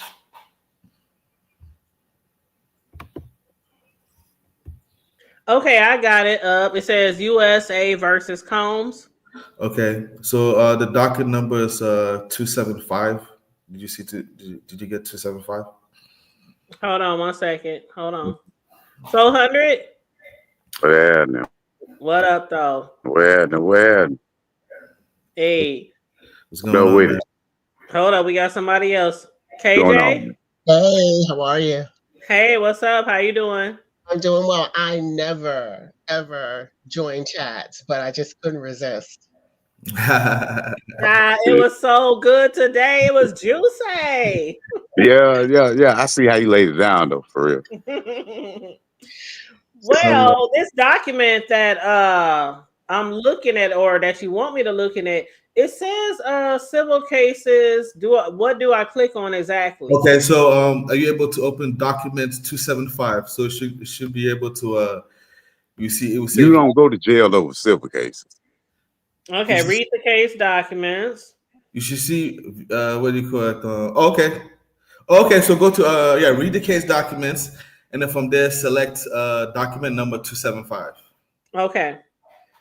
All right, so we there. Okay, so does it say one of are you able to see one of 118 pages? Yep. Okay, so then scroll down to I think page 7. Okay. Page 7. And when I say page 7, I'm talking about like the page number on top, not the Right. Yeah. Okay. All right, so page 7. It says general requests. Let me see page 7. Page 7. Okay, so let's see. General request. Let me see. Page 7 should say. Okay. Let me see. Page 7. What are you guys looking at? Because page 8 starts off with the indictment. Yes. Okay. So then from there, then you just scroll down, and then you could go to after that you see the indictment, and then after the indictment, it starts with the general definitions. Request number 3, general definitions, aiding and abetting. That should be page number 10. Page number 10 of 108. Request number 3, general definitions, aiding and abetting. Okay, Yeah, here we go. no, I'm not reading on that. You see that? Yep. Okay, so you see before it starts with before I structure each of the counts specifically, I would define some terms and concepts that would come up repeatedly through these instructions. You see that? Mm-hmm. Okay, so then from there, they start defining what does it mean by knowingly, willfully, intentionally, unlawfully. And so throughout this whole document, from arson to bribery to how do you prove that there was coercion to everything you can think of, it's right over there. You know what I'm saying? Okay, I just came back in. What is the name? KG? Can't Oh, tell that's you. screen. Yeah, there you go. There you go. I was looking at my screen. I didn't even see your screen. oh, I'm sorry. Yeah, I have decided to just share it so That's easier. everybody. Yeah, that's easier. So yeah, so basically, so this is the rules that the jurists have to follow, and that most of the lawyers have to follow. So if you want to prove something, Okay. this is how you have to prove it. This and this, and this is the proper way. So it'd be like if you're doing math and stuff, there's certain rules you got to follow. Same thing in what do you call it, law. Certain rules you got to follow. And I think once everybody gets a chance to like read, I mean, I know 118 pages is a lot, but once everybody gets a chance to read it, I think it will give everybody like a better understanding. And it even breaks it down. Like for instance, when they talk about racketeering, they explain it. Okay, this is the elements you got to look for racketeering. This was there price, was there an agreement? Did they do some what do you call things in furtherance of the company? Did they try to blah blah blah blah blah? Now, is this more for the prosecution or is this more for the jury since they're the ones who are going to determine? It's more for the jury. This is more for the jury. You know what I Okay. mean? And I think the jury is the most important people because they're the people who are going to make. Right. They're going to know the criteria on which they're going to base their decision with. You know what I'm saying? Okay. Yeah, I would have told him he was guilty already.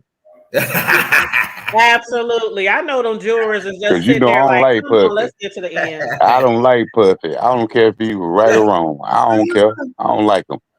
But something I also found interesting, that I what do you call it? 1 second. Something I also found interesting was there was a page that I saw where they said Puff was snitching, man. Hey, bro, if he snitch, oh my God. If he snitch, bro, that's a wrap. So y'all think he's snitching to get less time? Like he's man, I think for real, I think Puffy is waiting on like to see how the trial gonna go. And then he gonna snitch. Docket 325, and I'll show you exactly where he was snitching. Okay. 325. I can't wait till detail for real. Yeah, 325. So 325, scroll down to page 2. Okay. Okay, so you have 4 pages. You want to go to 2. Okay. Okay. So scroll down a little bit. Okay, you see where it says, okay, let me see. Is this page? Yeah, here we go. You see, Combs doesn't have any evidence. I'll let you read that part. Right okay. Here. So it says Combs doesn't have any evidence of either discriminatory effect or discriminatory intent based on his race. On discriminatory effects, Combs offers up several examples of prominent individuals who Combs believe may have violated. Oh, wow. And were not prosecuted? So Combs says race is the reason he was prosecuted. But yeah, what's 2421? That's sex trafficking. So basically, yeah. This if you read this, case, this case is very beautiful. Let's go. This case, Diddy writes to the judge and he tells the judge, like, listen, man, these guys are coming for me just because I'm a black prominent man, and I know multiple people who are doing this stuff. Who are the opposite race. And then the judge answers his question. He's like, listen, man, the way you're putting it is not the way to do it. If you want to prove that you're being singled out, you gotta meet this. So it's like the judge gives the blueprint to anybody going forward on who wants to prove something. Like, hey man, you're singling me out. He gives them like the legal manner of doing it, which I thought was very, very interesting. But there you go. He said he gives, like you said, he offers. Y'all see this shit? Like, can y'all? Wow. Is this big enough for y'all? Hey, you gonna have to send me that. You gotta send me that. I will send it to you. Y'all follow me on. I'll be honest, man.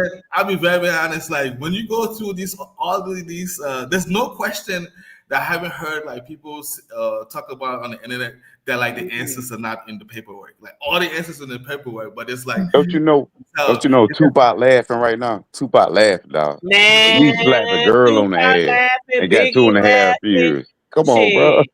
Biggie laughing. But yeah, if y'all want me to send y'all this information, friend request me on IG, the Hood Table on IG. I got you. Now, Hood, I have a question. I know. Go ahead, baby. But I wanted to ask, because you made a big deal out of the guy who was asking for full immunity before he testified. What was it that he said today? Oh, what he said was basically the video footage that the hotel had, he at first told KK, Diddy's assistant, because KK was the one that was reaching out to him like 4-5 times before Diddy even talked to him. But he told KK at first, if you want the copy of the video, then y'all need to get a subpoena. So then they kept calling him. They even got his personal phone number and called him. And he was like, oh fuck, I got nervous then. And so Diddy was like, man, I know you can do it. I got faith in you. I know you can get the footage. Woo. So then he goes to his supervisor and says, Diddy and them want the footage. The supervisor says $50K. The supervisor didn't even blink. The supervisor was like $50K off top. So then he goes back and tells Diddy and them $50K. Diddy ends up paying them $100K. Okay. Yep. And so the security guard, he gave 50 to a supervisor. Then he gave 20 because basically the responding police officer to Cassie. Remember she left? When he went to get help for her, she left. So there was nothing to report, nothing. So basically, and they didn't show him the video footage for some reason. I don't know why they didn't show that responding officer the video footage. It was like as if they might have had something in mind already to do with that, right? Because they could have easily said, "Here, officer, look at this footage. Go get Diddy." Yeah, they were already planning to get that money from him. Exactly. So I have another question. Yeah, go ahead. But let me tell you this. Hold on. The responding police officer, Diddy said, I want the ID of you, I want the ID of your boss, and I want the ID of the responding officer, because he want to make sure all three of y'all is not going to rat on me. So Diddy said, I don't think the responding officer, the one that really came there, is going to be with it. So the boss and the security guard, they went and got some other cop who was willing to do it. Wow. So this is where all the RICO comes into play also, right? So that's basically what he did. They committed fraud. They didn't report a crime. They took money to conceal a crime. So he said, I don't want to be charged for anything, so I want immunity, because he knew what he did was wrong. Yeah. Wow. So earlier today, I was in between meetings. I was listening to Tisa Tells. And she said that Mia was revealed by a blogger, a male blogger, and that everybody was talking about it. Who is Mia then? I don't know who Mia is besides his assistant. That's all. Don't do it. Don't do it. Don't. Don't do it. I know who Mia is. Oh yeah. We don't want to. Yeah, I don't want to be the one to reveal her. Yeah, I don't want to do that. On here, because if she wants anonymity, how do you say that shit? Anonymity. Yeah, we know what you mean. You know what I'm saying. I don't want to do that to her. Yeah, we don't want to violate her privacy. Exactly. But the blogger, the original blogger that did it was DJ Academics, and then there was like somebody. It was a lady in court. Yeah, Academics. I know DJ Academic lame, man. I don't know who he is. You know that nigga always out to get. Come on now. Yeah, I'm actually not surprised. But see, he's a part of Diddy's paid team, because y'all got to keep in mind that Diddy got paid. Diddy been having paid media out here way before this trial started. That's how they push the music. So you know you got TMZ, you got TMZ, you got Breakfast Club, and and I'm still trying to figure out some other ones that's in bed with Diddy. But Diddy got his team out here, and the court already knows it, and they always know it's when it's tampering. You kind of bored, QI. You kind of bored again, QI. You might have to drop down and come back. But hey, the Breakfast Club. I'm gonna drop down and come back. I don't know what's. Okay, yeah, come back, please, come back. Yeah, lately, you're right. Lately they did, but I'm gonna back at. Oh, yeah, but hey, he better be glad I wasn't on that jury. I would call him guilty.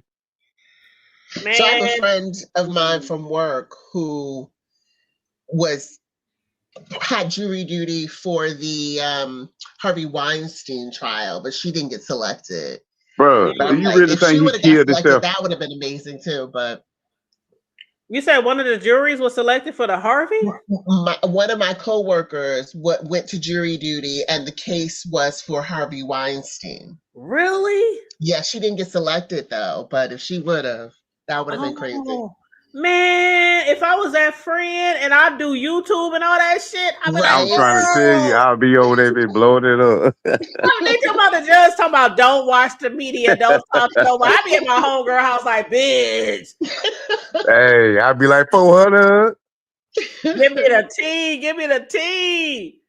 Oh my God. I wish I could be. See, when shit be going on, I wish I could be there. I wish I could just take off for work. You know? Nah, I don't even want to be there. I don't want to be no part of it. But I'm glad Puffy going through what he going through. For real. Do you need to have a press pass in order to listen in, or can just anyone listen in? Because I'll take off from work and go listen in. No, anybody can go in and be in the gallery, but to be able to take a recording device in, or you know, because there's no cameras allowed, but to be able to take a recording device in, you have to be with the media. You have to put in a request. Like, I'm an LLC. Most people know that. So all the local, I didn't report it local from the courthouses and all. I've been doing this shit for years, but only locally. But yeah, I can get like into the courtroom and shit. All you have to do is request it. If you are actually a LLC and you own like an entertainment and news company, or you are with the actual news or a magazine or something like that, all you have to do is request it. You just fill out this report on the internet like 2 months in advance before the trial starts. To get your way in. Yes. Me and my homegirl, I got a camera girl. Table. So if you hire me right now, I can walk in the courtroom and beat them up. No. But no, I got for real. I got a homegirl in real life who's a professional photographer, and she be my camera girl when we go, and it benefits both of us because it benefits me with my platform and benefits her when we go to certain events or trials and shit, you know, for her pictures and all that kind of shit. But we be up in there and we be having all our badges. And every time I get into something, I always save all my badges. And like it's a damn trophy or something. I'll be putting them in my room, hanging them up. I got badges going all the way back from all kind of events for just, you know, being with the media. But cool. if you are a YouTuber and you take your shit seriously and you LLC that shit, you absolutely can get into a lot of events, concerts, and all that shit. Sure can. So once you go ahead and hire me, you ain't gotta pay me that. Just let me get in the courtroom. You would like I don't know. See, me and you have to practice before we go to events. No, I'm talking about the Puffy trial. That's all I want to go into. The Puffy trial. Oh, the Puffy trial? That's all I want to go into. I'm gonna ride for my dog. I'm gonna still have to practice with you because I think you might show your ass. You be back there screaming and look like that lady was doing. Puffy! No, I'm gonna be walking across shoulders and everything. Who's on the stand for tomorrow? Tomorrow is Jane Doe number 2. Jane Doe. Yes, it's another victim of Diddy. She claimed that I think this is the one who the one who claimed that he had assaulted her overseas in a different island, or I forgot where they was. It's true. I think that's her. It's true. Yeah, I think that's her. Too. Yeah, it's true. Anything they say about him, true. I believe it. I absolutely believe it. I mean, we got so much shit on him. Like, we the damn investigators. I believe it's nothing that I don't believe he would do at this point. I'm telling you, they so scared of him right now. If you listen to that phone call what he had with his son and say nobody wasn't fucking with him no more, and you like, oh, okay. I'm telling you, didn't know a lot of shit. That's why he was fucking with folks like that. But you know what? When I always say, when it comes to these type of people in these secret societies, there's a lot of them. We all know that there's a lot of them. And so for Diddy to be like snitching on the opposite color folks, because his shit is in hot water, and people be saying, well, why don't Why don't nobody ever like get the white people, or why they always going in on the black people, They or do why get with the white people. Look at Jeffrey. they do get them? Look at Yes, that. they That do dude get that them. hang himself. That dude that hang himself. They killed him But because but he had too but many secrets. the thing is, it's the outcry, it's the witnesses. It like there's many people from the hood to the White House and beyond. Like our slogan, we cover everything from the hood to the White House. Yep. Everywhere you go, there's a predator. But it depends on Yeah. how many people is behind it to push that shit to get them to jail. So I Facts. really hate when people say, Facts. "Oh, But well, why they fucking with Kels? Why they fucking with Diddy? Why they fucking with Bill? They didn't do nothing. And if they did, what about the other ones?" I'm talking about. And then he got his mama sitting up there listening to that shit. Come on, bro. Are his kids no longer there, or is it just his mom? Because I know No, in it's the his beginning of the mom. trial, it was What's that boy? That Al Be Sure son? Quincy. Yeah, Yeah, Quincy. Quincy. Yeah, Yeah. man. Boy, you don't sit your light skin ass down, boy. So I think that he does that to show to put up a united front, but it looks bad. It still looks bad because you want your children to know all these horrific things you've done to people. Bro, I'm a father. I'm like, man, I don't care if my dad did whatever. Cause me and my dad just made up. I don't care nothing about that. But you ain't finna get up in, bro. And I know this dude done did all this shit. And then you like, I we agree. support the father. But then Nigga, he ain't your father. keep in mind that allegedly Quincy claims that he wasn't really in his life like that. That's why he's so much closer to Diddy. Look, it really don't matter. Cause he put him in a position where he didn't have to come through like a lot of us without dads and shit. Yeah, and then also remember, I actually heard that I'll Be Sure was a part of Quincy's life, but that is just the way that they presented it to the world. Facts. Puffy is all about image. Facts. Well, let's not forget Quincy's son. He came forward talking about how his father wasn't in his life. Yeah. That But was just last year. Just see, you gotta because I think. say that doesn't mean it's not. That is Oh, true. I know what you're Facts. saying, Boo. I know what you're saying. But Facts. Quincy's But you son gotta did understand, Puffy was bigger say than that. Al Be Sure, right? Right. So when they pumping into his head, Al Be Sure is not Al Be Sure back in the 80s. Right. So come on now. And I'm sure Puffy's like, if you say this and if you say ABC, I'm gonna get you these opportunities you want in Facts. film. I have the access your father doesn't have. So you gotta play along in order to get it. Facts. Absolutely, KJ. And them big facts. Absolutely. Big facts, KJ. Big facts, bro. Absolutely, because you got this big ass music mogul for your stepdaddy, and you got Right. your real dad who was a has been. Now I ain't Right. saying that he broke. I don't know how much money Al pulling in these Nah, days. that nigga But broke. Diddy worth $1 billion before court. He was worth $1 billion. Now he's still worth $400 million, even after losing all that from this shit that's going on. So do we think he's gonna be found guilty? Like, I don't even know what to think anymore. I do. I think. Especially after this shit right here. This shit right here, nigga, like my Cat Williams voice. This shit right here. After Yeah. today. They finna fuck him up.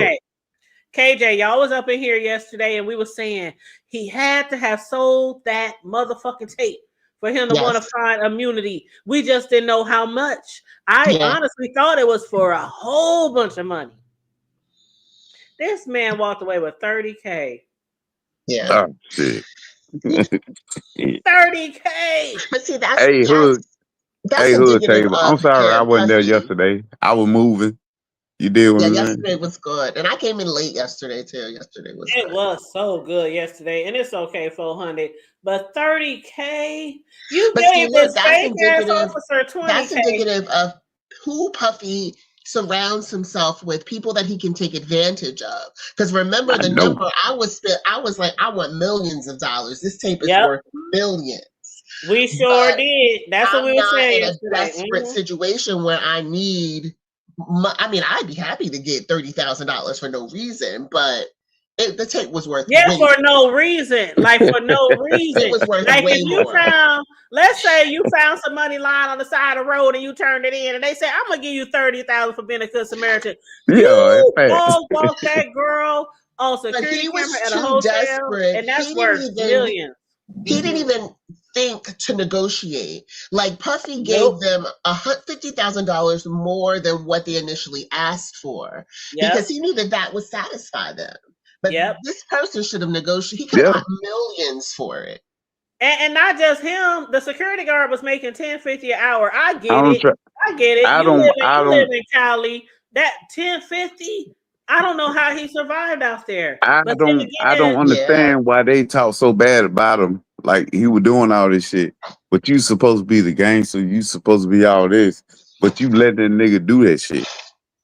well, let me tell you, that security guard was making $10.50 an hour. Now I understand if he was like, okay, I'm gonna get this money, but your boss, the supervisor, he didn't even negotiate. He was just like, give me 50 stacks. Like, did y'all not really understand how much money this man was worth? Yeah, but see, I got a little girl too, right? I'm not finna let you drag that lady like that. Yeah. You know what I'm saying? I had to snatch you up and be like, hey, bro, I can't do that. Because I don't want nobody It doing was my one little of his girl like that. enemies, unless the person who had that evidence on hand was like one of his enemies or didn't like him or Shit, I wish I had that something like evidence. that. Or I just wish want I to had say it. an outright stand-up citizen, because in a perfect world, somebody would have called the cops, said, man, you gotta see this. The girl gone, Right. you gotta see this. Go get this fool. He did this to her, and we got the footage. That's what I'm saying, man. World. We older, so we get it. Like, because I would come back and I'd be like, so y'all watch this? And then I'm going in on them. Like, because you watch this shit. Yeah, I would have reported it too. I would have reported it. Like you said, we're older. I ain't reporting shit. I'm going in. If he wasn't willing to give me $1 million, I'm reporting your ass, nigga. I mean, now I don't know now. If you give me $1 million, I ain't reporting you now. I'll be like, hey. Your black ass gonna be locked up and can't get out. I'm sorry. You give me $1 million now. Now I listen, might y'all. let If you we're slide. talking about a regular blow Joe who gave you 30,000, okay. We talking about a billionaire. Yeah. Thousands better not even come across your lips. You remember when R. Kelly first had that trial? When he tried to offer his brother that 50,000? Yeah. And the brother was like, nigga, you worth too much money. Somebody offer me 50,000. His old brother was like, bitch, is you crazy? Hell yeah. His brother said, hell no. You want me to pretend like I was you and take these rape charges? Yes. $50,000. His brother was like, nigga, you Man, nigga, you is tripping, nigga. You smoking. And welcome back, Just the Facts. Welcome back. But no, hell no. Thank you for the hospitality. You're welcome. You're welcome. Child, I'm just gagging over the $30,000. Hell yeah. I ain't trying to say my income or anything like that, but I make that easy. Okay. I'm trying to tell you. I'm trying to tell you. 30,000. Like, come on now. That dude, he had to been desperate. But then what did he do with it? He bought a used car, so he couldn't have been that desperate. He just bought a used car. Like, that's what I tried to tell you. Like we used to do that shit when income tax come out, right? That shit ain't gonna last but 30 days. That shit probably, you know what? He probably bought that car, that used car, that probably lasted no more than 6 months, and he probably was kicking himself in the ass because he didn't ask for more money.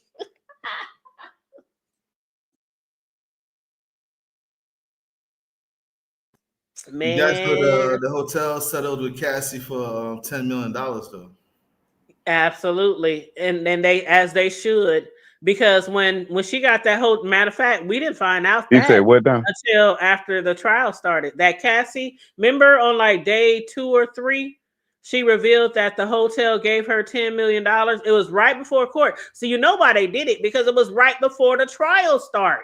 So they figured, Yes, I let's get her remember. this money right now before we She have to got go. 10 million from them, 20 million Yep, from Puffy. Yes. yep, From yep. Diddy. But see, this is the only thing for Puffy up right here was when she did the lawsuit and he just tried to settle that shit.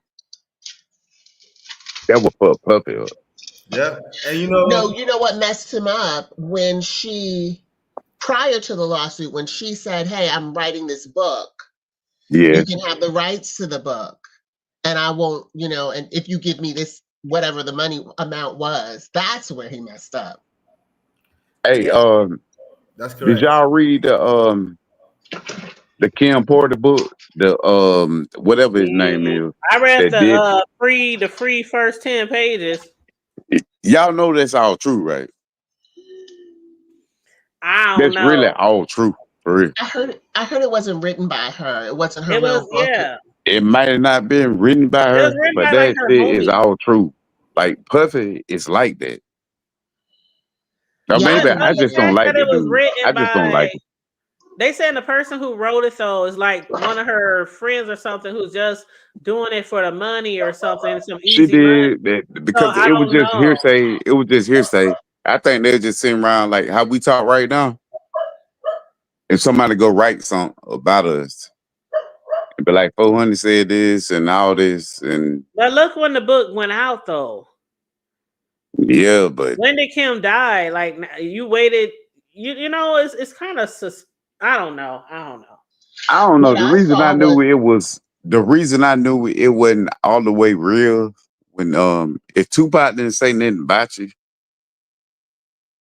what he was just calling Puffy gay and all this stuff, but if Pac really didn't say something really about you, that's why I was like, man, hell no, man. Tell my I want to fuck you while Tupac fucking you. I was like, hell no. Mm-mm. What you got to add? who Just my said facts. that? Did I say just my facts? Just the facts. Yeah, that was in the book. That was in the free part that I read. He said he Oh, wanna fuck just like Tupac. Fuck. That's what Yeah.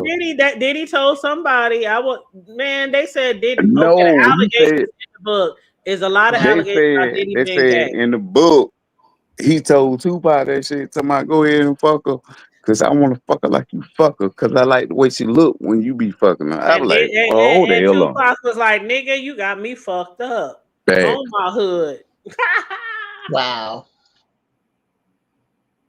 And I'm like, maybe that's why Pop calling him gay though, for real. Well, you know what? I'm actually not.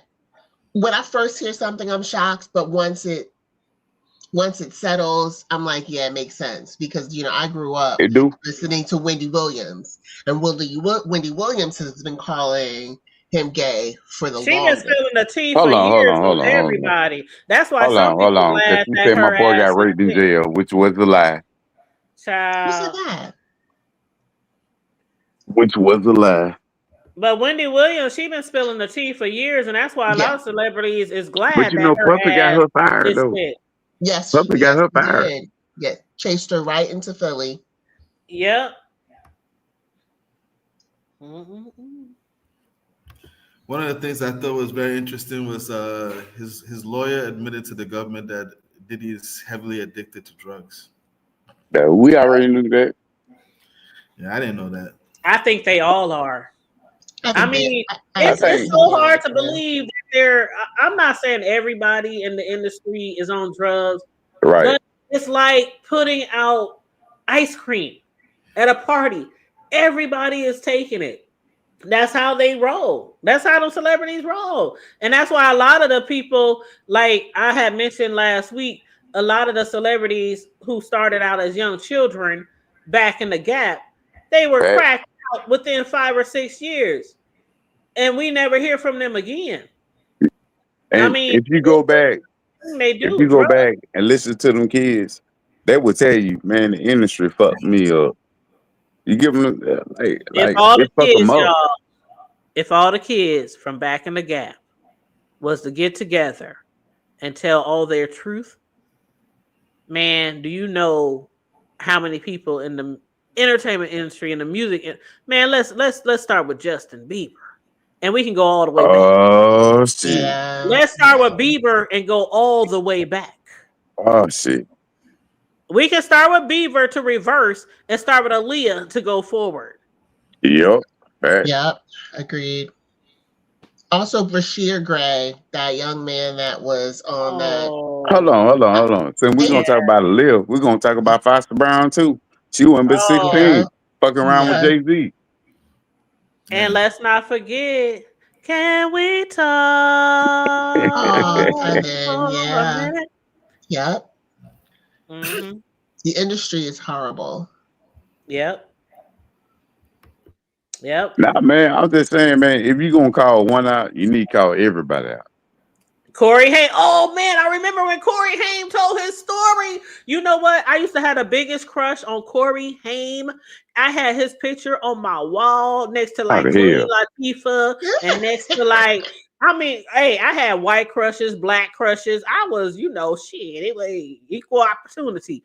I had, boy, I'm telling you, next to LL Cool J, I had Corey Haim Hell and no, hood table. some other white people shoot We, back then.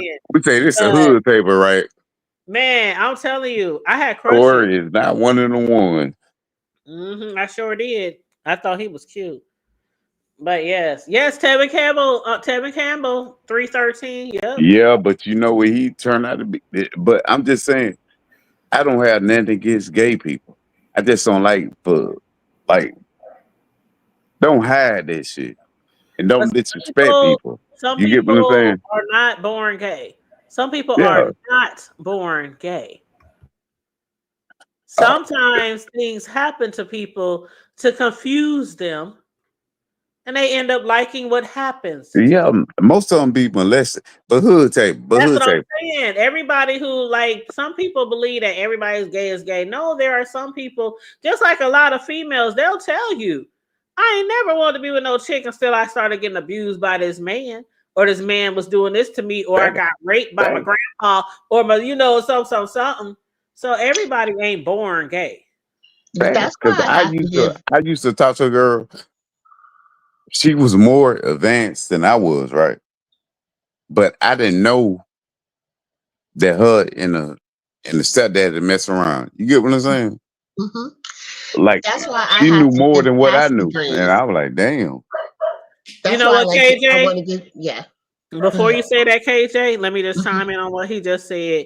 That is why when you see these fast ass 10, 11, 12, 13, Yeah, 14, 15-year-old girls walking around, and all people want to say is they fast and they just this and that, and they talk about them, it's usually because somebody got them that way. yep, facts. You just don't wake up one morning switching and acting fast. Somebody done had some of that, you know what? Yeah. Oh yeah, because I didn't even know like the way she grabbed me. I was like, damn, man, damn. But go ahead, You made KJ. me nervous. No, I was And them I was facts saying though, that's for why real it's though. important to give Them facts. Cassie some grace because she was exposed to a lot, and even though Yeah, she did some crazy stuff like having side relationships with the sex workers and stuff, she was exposed to some outlandish, lascivious behavior, yeah, and it opened up doors that should have never been opened At a very yeah. young age. at a At At a very young very young 19, age. what was I doing at 19? I know I wasn't home because I had left home before I graduated. Some of y'all didn't heard that story. But I know I didn't have a spot. I was just out there doing whatever. But at 19, I was definitely not at swinging parties and watching people do hard drugs and rolling around with celebrities and on yachts. And I mean, Yeah, her eyes facts. I think she just took all this in. And keep in mind, she was at the beginning of her game and Diddy promised her the world. Them 10 motherfucking album deals, they ain't ever gonna happen. Like the shit he promised her when they first met. It's never gonna happen. And all the shit you The went only through. thing, the only thing I get with Cassie, for real. I feel the pain. I feel all that. For real. I do. But you gonna wait till damn 10 years later? For real. Come on. I think it fell into place the way it should have. And I'm gonna let just For my facts real? chime in. Yes, Oh, we're gonna have a because disagreement when about we that talk one. about when we talk about these celebrities or these big moguls or people of high profiles, and a lot of people, we see it all the time, year to year to year. People come forward and people don't believe them, and then eventually they drop their cases because they're scared or they're ashamed or embarrassed. That video came out right on time where it should have. This was God's plan. This nigga thought he could go the rest of his life continually doing the shit that he did. And he thought that he bought his way out of prison then. That shit dropped. And then Cassie was like, okay, let's see. And you try to rape me? Well, and you raped me too? Like, the whole world saw how you abused me and kicked my ass, and then you raped me too? So yeah, nigga, fuck that shit. I want my motherfucking justice. And then everybody fell in line. It was like, if Cassie can do it, we can too. People were scared of him. Like, it's crazy. But go ahead, just my facts. I mean, just the facts. I think you guys talked about it earlier. Diddy could have nipped this in the butt as soon as Cassie's lawyer reached out and asked him if he wanted to buy the rights of the book. He should have just paid the money right there and just none of this would have happened, because it seems as if that was the straw that broke the camel's back. As soon as she filed the civil lawsuits, now the feds had that, and that's what the feds. I mean, the judge said. The judge said, all these people that you're giving up and giving examples, the only difference is that they don't have sex trafficking charges against them. You know what I'm saying? You had charges against you, so now the government had to investigate it. So he could have prevented this, and here we are. You know what I find interesting? That she gave him a chance. Like, after all of the horrible things she experienced, she said, hey, I'm going to let you buy yourself out of this. Yes. Yep. Yes. Yes. And that's why she went. And he did. He did, but it was too late. Yeah, he did too late. He called her bluff. Bro, but you got to understand, though, when you got people that pick it up in the media and they done blowed it up, like Diddy just paid $30 million.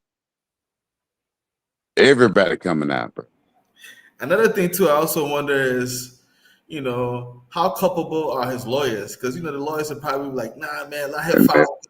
They're just there for money, man. They want the trial so they can make more money. Just the facts. You done hit the nail right on the head. Them lawyers is trash. They just did it for the money. They just down 400.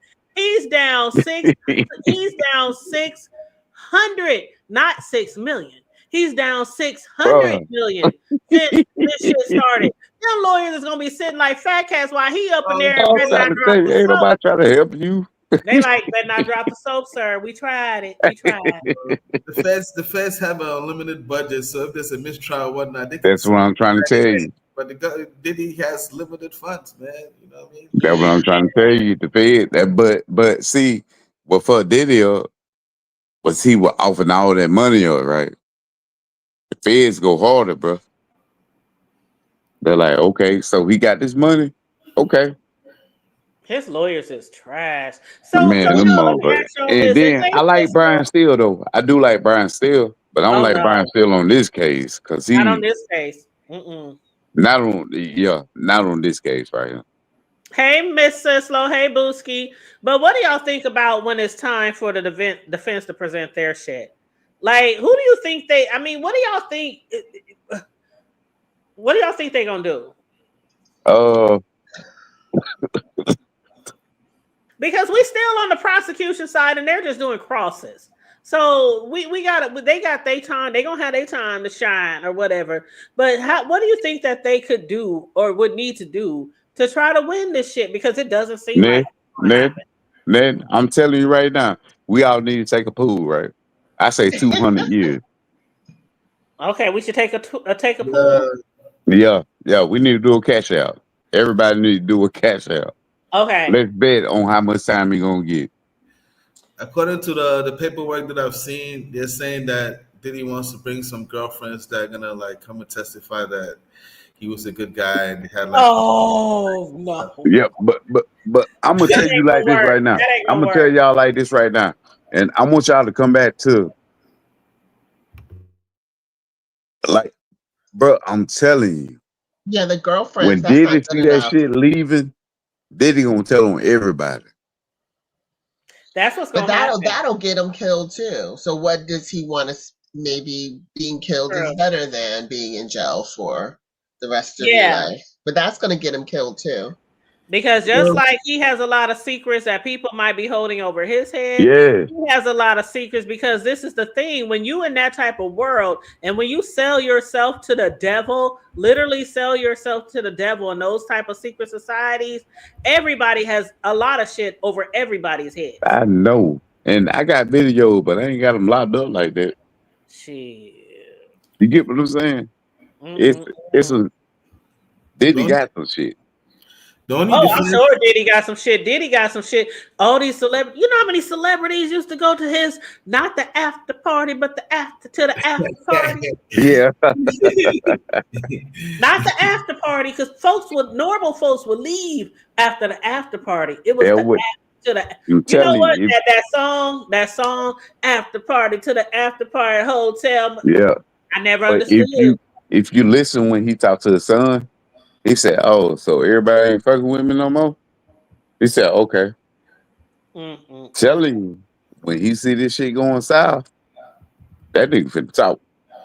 The And only when he talk, but He oh my better god, go to where can he go to hide? I mean, if he gonna do all that snitching, he better be on the first train. Diddy can't go nowhere. I'm saying you can't stay here in the United States and expect I not don't no think he payback. I don't think he would either. I mean, his reputation here is trash.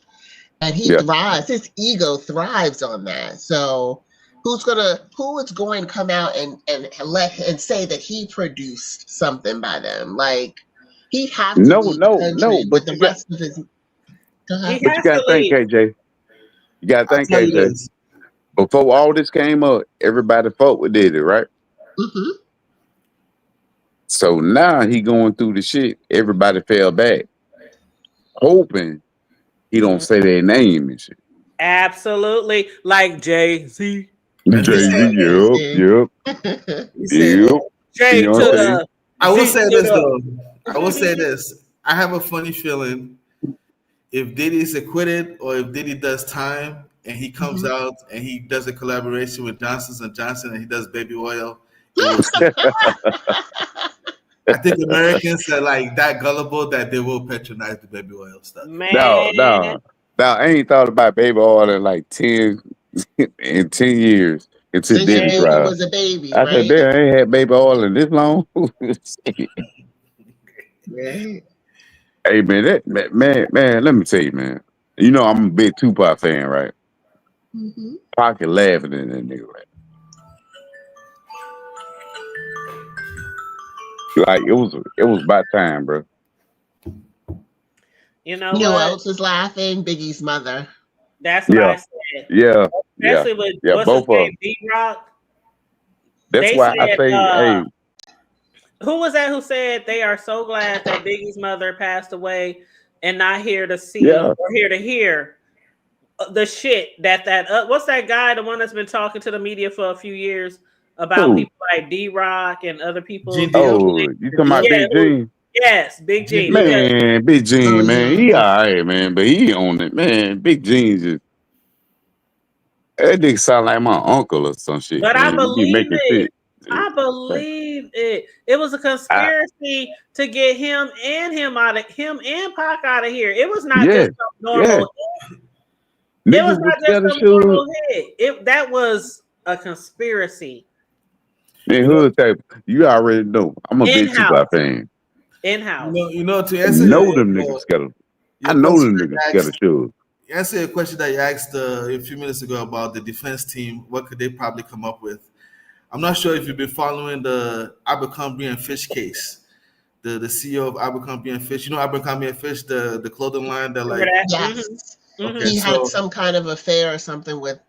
No, yeah, man, yes, some kind of scandal. Yes, I this know. guy basically the same charge that Diddy had, but Okay, yes. his defense was he has Alzheimer's. So right now they found him not guilty and he's walking right now. Wow. Yeah, Wow. yeah, yeah. And right now they looked into his contract with this company. For some strange reason, he had a contract with this company that if there's any criminal charges brought against him, the company will have to pay. So now the legal fees and stuff like that, Abercrombie and Fish is paying. And I'm like, yo, man, if this guy, whoever this guy, like, they gotta go talk to his lawyers. That's who did he have to hire ASAP. Man, Wow. I don't know Y'all what. already know how I feel If about they just pussy. bring in the Fuck it. girlfriends, that ain't gonna work. They can bring his mama, and we heard what we heard what she did when he was growing up, That's which what I I'm trying think to is the tell you. primary reason why he's the way he is in the first I'm place. trying to tell you. I'm trying. Shit, what kind of little kid You see supposed to how be they growing did? up listening to See, motherfuckers fucking in the next room, sex a parties lot of and people don't know how they did the daddy either. shit? They did the daddy dirty. They don't Child, even know if he's a snitch or not, but they did him dirty. yeah. It's Just like it's sad. It's crazy and it's sad. It's crazy when you look at this shit and you be like, how despicable? How who can do shit like this? Yeah. take that. This bad boy. Take You it. it's just like R. Kelly when you think of age ain't nothing, but you look back at certain lyrics and But certain behavior, you be like, damn. if you listen to it though, he told us who he was. The Pied Piper. Exactly, like R. I was Kelly. like, man, goddamn. That's I don't Age what ain't think nothing that's but what a my number. girlfriend said.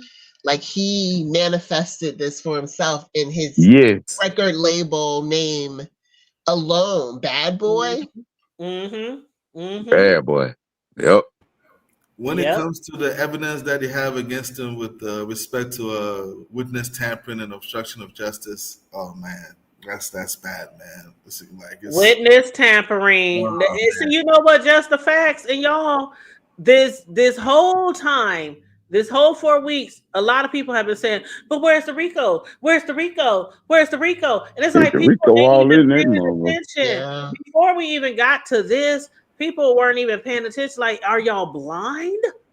Okay, so that what's that girl name? Dawn. Yeah, the one from the Identity Man, Theft. I ain't believe a damn thing she said. For real. Don't fuck with her like that.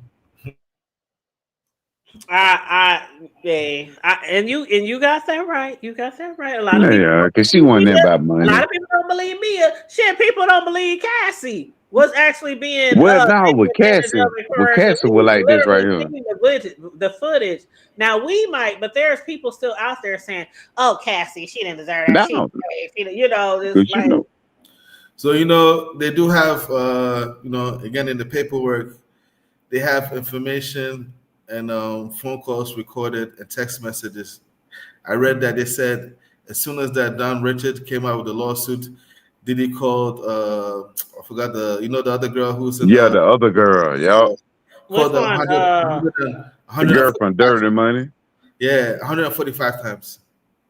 Oh, 145 times. Wow. And as soon as he called her 145 times, within an hour, she came and posted on Instagram that she didn't know what Don was talking about and she didn't say anything. So that's how they have proof that he was able to influence her to say certain things. My boy talking fast right there. Yeah. He did though. But he did though. He called. Here's the crazy part. The crazy part is like they're saying even whilst he's in jail, they have information. Like he's been calling witnesses and they have like recorded calls, all type of stuff. And that's another reason. Those type of people have a long reach, even from inside prison. And he still has all that money too. Yep. So that's another reason why they didn't want to. But I'm saying, who the hell you called 200 times?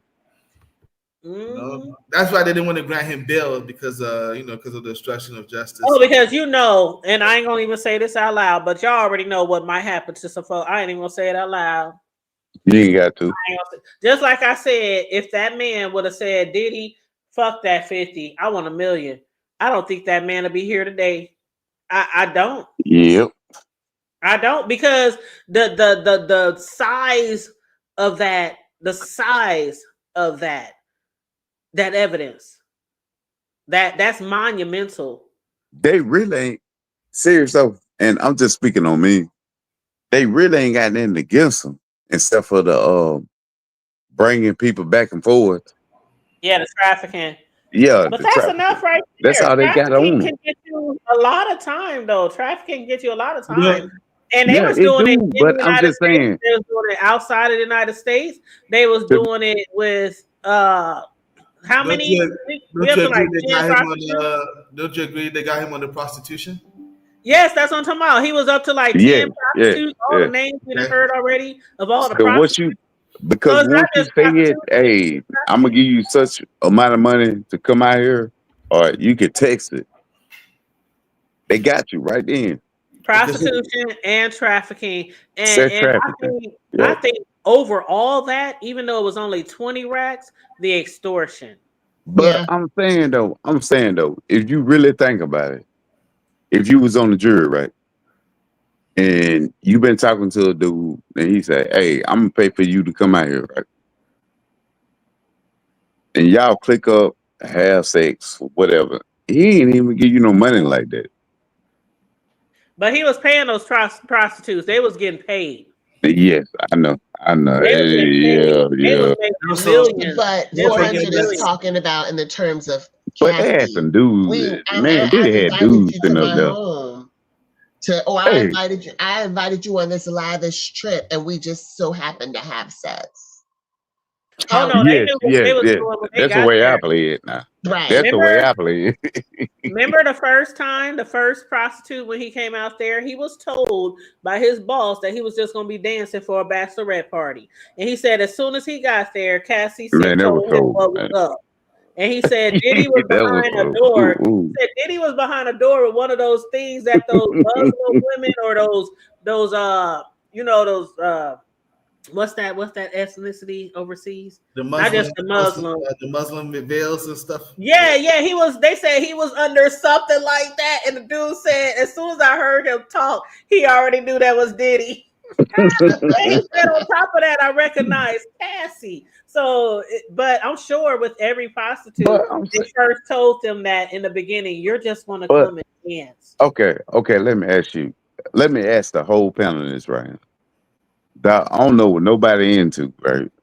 But I'm not finna sit in the chair and watch you fuck my old lady. You get what I'm saying? hmm But that ain't his old lady. He had mentioned to his security guard. It don't matter. But listen, he had mentioned to other people, including security guards, and they testified that Cassie wasn't shit to Diddy. Yeah. Cassie wasn't shit to Diddy. Kim was his world. She was the mother of his children, and he made Right. that very clear to Yeah, but everybody. That's my woman. That's my mother. but Yeah. Cassie and these but other hoes. It's just what it is. but Cassie hood, never but Cassie spent is hood, no but nowhere. hood, time but with hood, but Diddy and hood. his But who kids, did he no put in front though? holidays. Who did he He put might in have put front? her in front, but Yeah, he got her at 19. He brainwashed her, had her yeah, doing all kind of shit she yeah. never done before. That That's don't what you mean that supposed was to his do. But woman. I ain't saying. Hold on. Let me slow down a little She bit. was Count your Let me entertainment. chickens. reverse this. Counter statement. No, she was his entertainment. Yeah. Yes, that's what I was And trying to say. remember, he's all about image. So, of Yep. course, he would put Cassie in the front. Another thing too is Okay, Mm-hmm. we gotta but understand we that it's a fine line. saying It's a fine line between being an employee and being a girlfriend, and that line Yeah. fact, is a little bit blurred. You know what I mean? And facts. that's why she kept Cause she saying it ain't felt innocent, like it was bro. a She ain't job. innocent. She ain't She innocent. said, I thought we were in a Oh, poor relationship, but Cassie. it started feeling like it was a job, Yeah. like she had to do it. And he would beat her and he Yeah. would threaten to put out her sex tapes. If It if was if it was it wasn't a relationship at all. And she He thought hurt if so that he bad for really if her. liked if that video would have never came out and she was saying all this, I would never believed it like that. Me that's what I neither. said. I would have never believed it. I Hmm. wouldn't either. He I can't just said recover that. from the video alone like that. Because that shit pissed me off so bad, for real. I was like, nigga, goddamn, nigga should have been walking around for years, nigga. You ain't tried him like that. The And just defense is like gonna they have took to come duffel in. bag from remember when Kels got arrested, they took duffel bag after duffel bag from out of all his establishments full of tapes. They did the same thing with Diddy. I mean, this man probably recorded everything just Oh like yeah, Kels yeah, did. yeah. Man. Like the people Yeah. pissing on Cassie, her drinking people's urine. I'm sure he recorded all that I shit. know, That's and that yeah. was so There's a lot of crimes that so the feds crazy. like we're just gonna go off against like the civilians, like all the sex workers and other people. They let that one go. He I'm had talking to have it about, in the bag, just the facts. He had to have bruh, it in the bruh, bag. bruh, Because if y'all bruh. Can you ever snitch imagine getting on on me, the stand and somebody tell you, they ask you what you went through? Well, they peed in my mouth. Oh, what the fuck? and nobody would ever believe you. Like most people Yeah, would be like, "Bitch, like you what the crazy. You let somebody piss in your mouth. Come on now." man? Somebody, man, shit. I got a little girl. Shit. According to the Uh, paperwork, mm, the first time Cassie was intimate with Diddy, she got signed to Bad Boy, and they told her that she had a what do you call it, a show in Miami. Mm-hmm. So they flew her to. At this point in time, she was dating Ryan Leslie, like a producer who was with Bad Boy. Mm-hmm. So they flew her to Miami. When she got to Miami, they took her straight to the yacht, and it was Diddy in the yacht. There was no performance. And next thing you know what I mean, they were drinking and stuff, and then Diddy smashed. So Mm-hmm. off the top, So off the I top, actually yeah, go ahead. heard the story that way, just the facts, a long time ago. And then when this case started, I heard that she created this flyer to pretend as if she had a show in Miami so she could spend time with No, Puffy. Diddy created the flyer. He created them. Yep, I've and heard it that's why the so many government. He different created ways. a fake flyer. Yep, and that's why the government is saying Wow. that he used. Don't forget the definition of sex trafficking: force, coercion, fraud, Yeah. and then Fraudulent.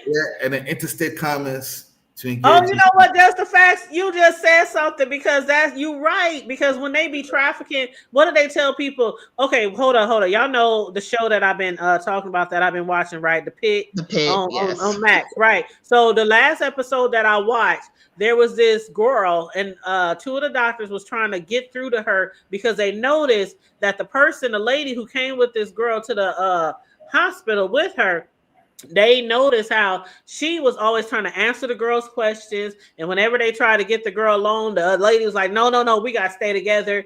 And then they found out that the lady was the girl's employer. And they said, why is your employer so aggressive with us to stay here and answer all your questions? They knew right off top, this is trafficking, right? Mhm. So they asked the girl, what type of job do you do when they had finally got her away from the lady? And she says, oh, I just answer phones and I set appointments and schedules.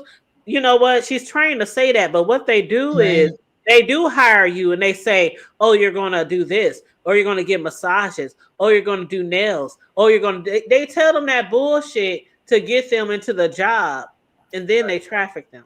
Exactly, Mm. exactly, So that's exactly. what Just the Facts was getting at with the people in the chat who might have never heard that before. He A lot of lied. people, yeah, a lot of people think sex trafficking is like you chaining somebody in like a van and like Yeah. taking them from country to country. Yep. No. That's part of it, but that's Yeah. not the entire. I'm actually looking online at the examples of RICO activities, and just based on what the prosecution has presented, he's going to jail. There's no Oh, way. I I told believe it. you. I believe it, y'all. Take Yeah. that. Yeah, he's Take going it. to jail. Take it. Because there's I no told way you the 200. defense can have people come up and say, oh, he's a really nice guy. They're going to have to take everything that the prosecution has said and flip it and say, oh, no. They could. Even part of like, I noticed that he had Cassie making all the appointments with these sex workers, Yep. but that Yo, falls He made some of under the RICO appointments himself activities too. too. back. Yep. Even though Well, Cassie might have been making all the appointments, the money came from him or Yeah, his security guards or assistants. The money never came from Cassie. right. It was through well. his direction, and You she know can prove that.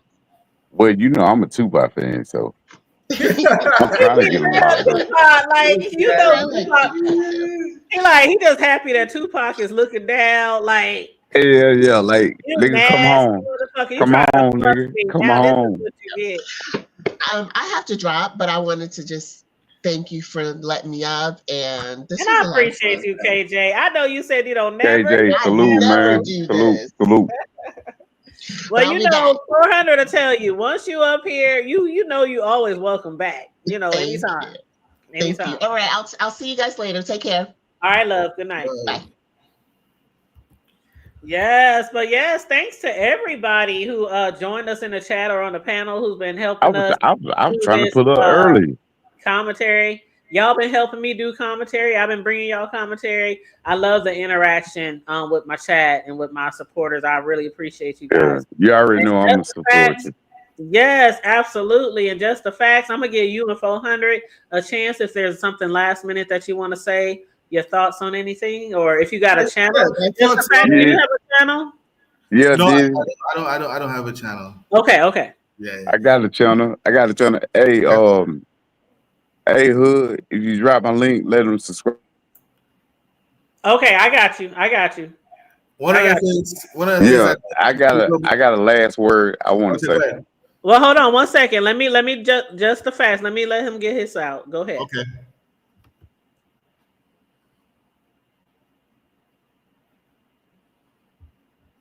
Go ahead, just the facts. Go ahead. Oh, I thought you wanted him to. Okay. Oh no. I was talking about you. Okay. I was just gonna say, one of the things I think people might find interesting is the profile of the jurors, and I don't think we probably have time to go through it, but for the most part, I think one of the jurors is a massage therapist. He's a male from Manhattan. He's from Bronx. One of the jurors, a woman who's 43 years old, who's a physician assistant, and then one of them is also a lady who works at a deli, and then one is also a correctional officer, and then one is also the professor in molecular biology, and so on and so forth. And I think when you look at the profiles and stuff, it's quite interesting the people that they selected. And I think a lot of these people, they might just go by the facts, since most of them seem to be in the sciences. So I think at the end of the day, we should be able to have a fair trial, and people Yes, just be able to call it's just based on the facts and not on emotion. And I hope Diddy yes, gets a fair trial. Yeah, I think he got a fair trial so far. I mean, as fair can be. I don't give a Because damn if he got a fair selection trial or not. Guilty. with the selection that they showed, some of those people are just regular people like you and I. You know what I'm saying? I wish the So, hell they had me on that jury. I swear to God. And when they would have swear me in, I said, nigga guilty. mm. Mm. Because All I right, just that's my don't. facts. Well, you're welcome, more than welcome anytime on the panel. Of course, you're welcome over here in the hood. We'll be in the hood In the over hood, though. We in the here. hood. Thank you so much. Thank you so much. Thank you so much. Until next time. All right, I Hey, appreciate it. hey, hey, what's his name is? I can't Just see the it. facts. Just the facts. Hey, Jesse Fast, man. Subscribe to me, man. The hood type, man. That's what I be talking about, man. We be talking about real topics and stuff. Okay, for sure. Most definitely. Absolutely. And that's why I asked you, did you have a channel? Because anytime I know somebody got a channel, I try to make sure I shout them out, support their channel, especially the ones that support me. So, that's how we get down over here. But yes, thank you so much for those guests of mine who came up on the panel, those of y'all in the chat. Let me grab 400. Circle Media, grab your link real quick. Yeah, go ahead and drop my link for him. Because I'm going to start going back live next week. I just had a lot of things going on right Yeah, now. what you been doing? Don't tell us all your business now. No. I bought a new house, right? Oh, So I've been awesome. moving. So I was Congratulations. supposed to go live Sunday, remember? Mm-hmm. Because I thought I was going to be done. But I had a lot of shit going on. So I got my own room, got my own man cave, right? Okay. That's Because what's I was up. going to post it up and let everybody see it. But man, I've been working so hard, man. I've been, uh, Well, congratulations. That's amazing. That's something big. That's a big accomplishment. yeah, So because everybody been congratulations. asking me, like, why you ain't went live in a minute? Cause hell, shit. YouTube ain't my life. I got a, I got a whole nother life, man. I know sometimes, and hey, if for the people who've been following me for a long time, y'all know sometimes I'll take a week, I'll take 2 weeks. I don't let it be Christmas. Around Christmas, I take damn near the whole month off to be with Yeah, family and friends. yep, So sometimes you just gotta step back and take yeah. from this shit. But when I come back live though, you gonna be one of. I know you gonna pull up. You gonna have to Oh, pull up. absolutely. Absolutely. Absolutely. You already know. Just hit me up. But yeah, for the people who don't know, if you ever want to contact me outside of YouTube, just send me a message on IG on Instagram. Okay. I'm gonna go to your IG though. Yes, it's I'm the hood table everywhere from Facebook to TikTok. It's the hood table everywhere. So, yep, and I did drop some links in the chat for the ones that I know for sure are content creators. If you are a content creator, all you have to do is let me know, even if it's not today or any other day. That's one thing I have never ever had an issue with ever is supporting other people's channels. So if you are a Right, content creator, right. just let me Never. know and I'll drop your link in the chat.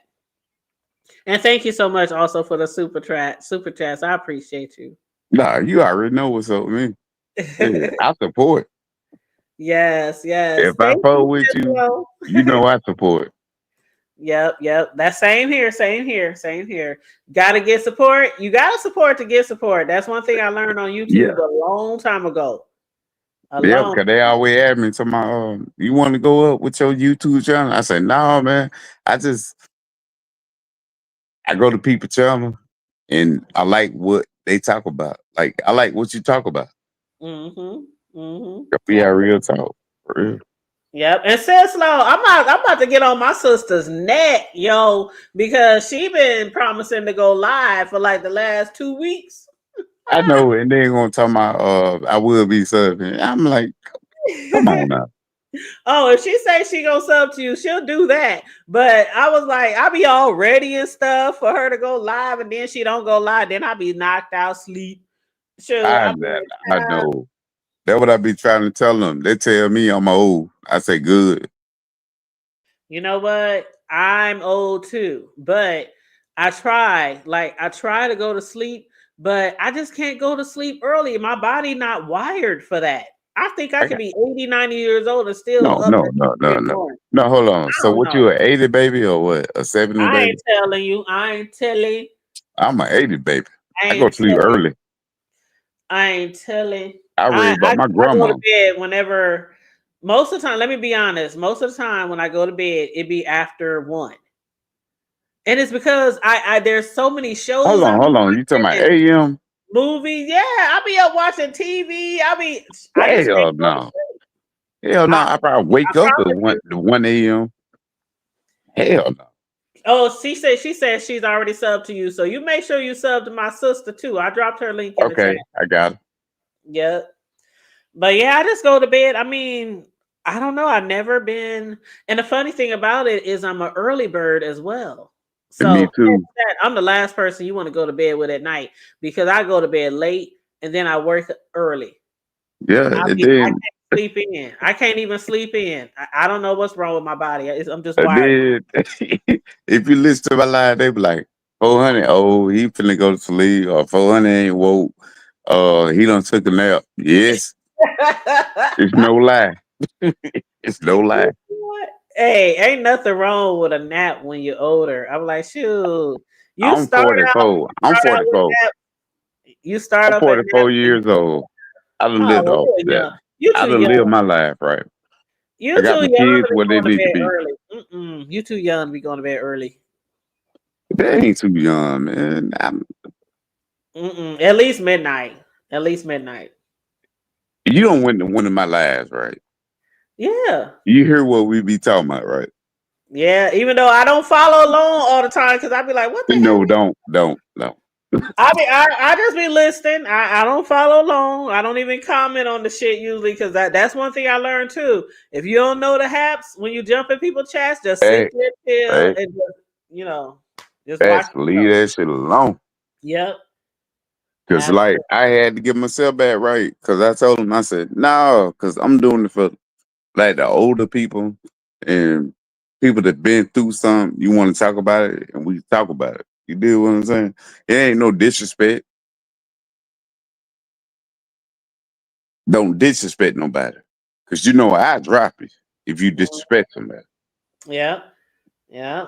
That's how I am too. If somebody on the panel disrespects somebody I really support, now it's one thing if they both arguing back and forth, you know, I don't even do dragging that. each I other. don't even do But as that. long as they don't go too far talking about people kids or some people just go too See, far. see, Then I'd be see. like, no, okay, that's a wrap. Let's That's end this what. right That's what. That's why I made my own sector called the grown folk sector, right?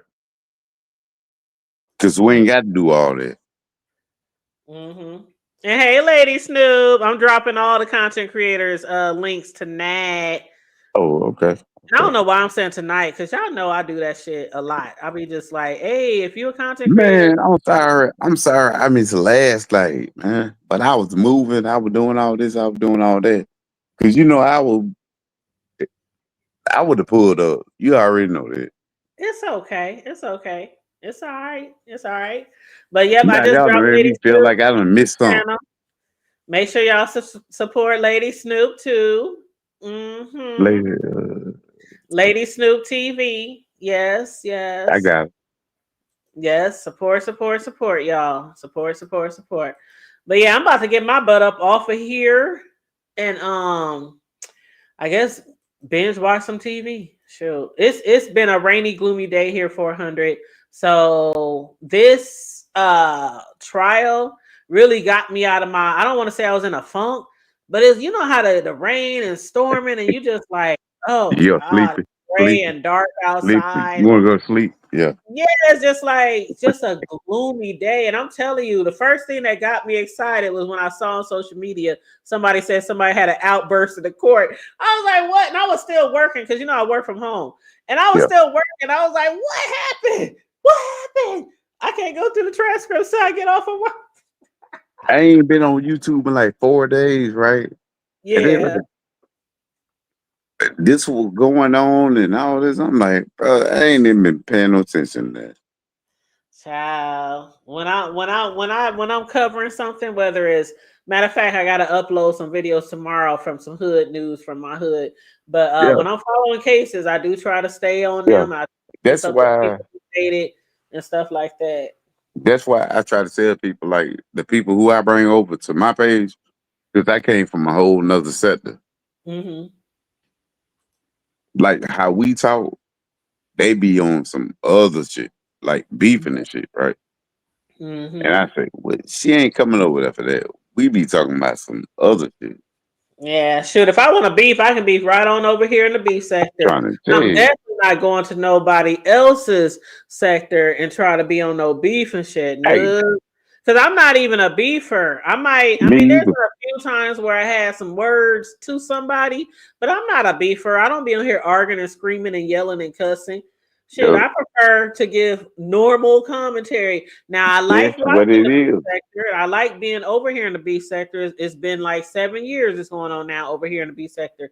So I love the No, beef okay. sector, but I don't want to be yelling and screaming and waking up every day wondering who I'm gonna fight with today. Nope. I enjoy watching drama, all the housewives, I love watching drama, but I don't want to be in no drama. Yeah, I tried to take myself out of it.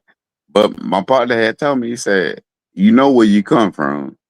So they always gonna assume you from there. Mm-hmm. Mm-hmm. So Yeah. it's like I try to separate myself enough. That's Yeah. why if you come up there disrespecting, I'm gonna drop it. Mm-hmm. So we talking about something totally different. Mm-hmm.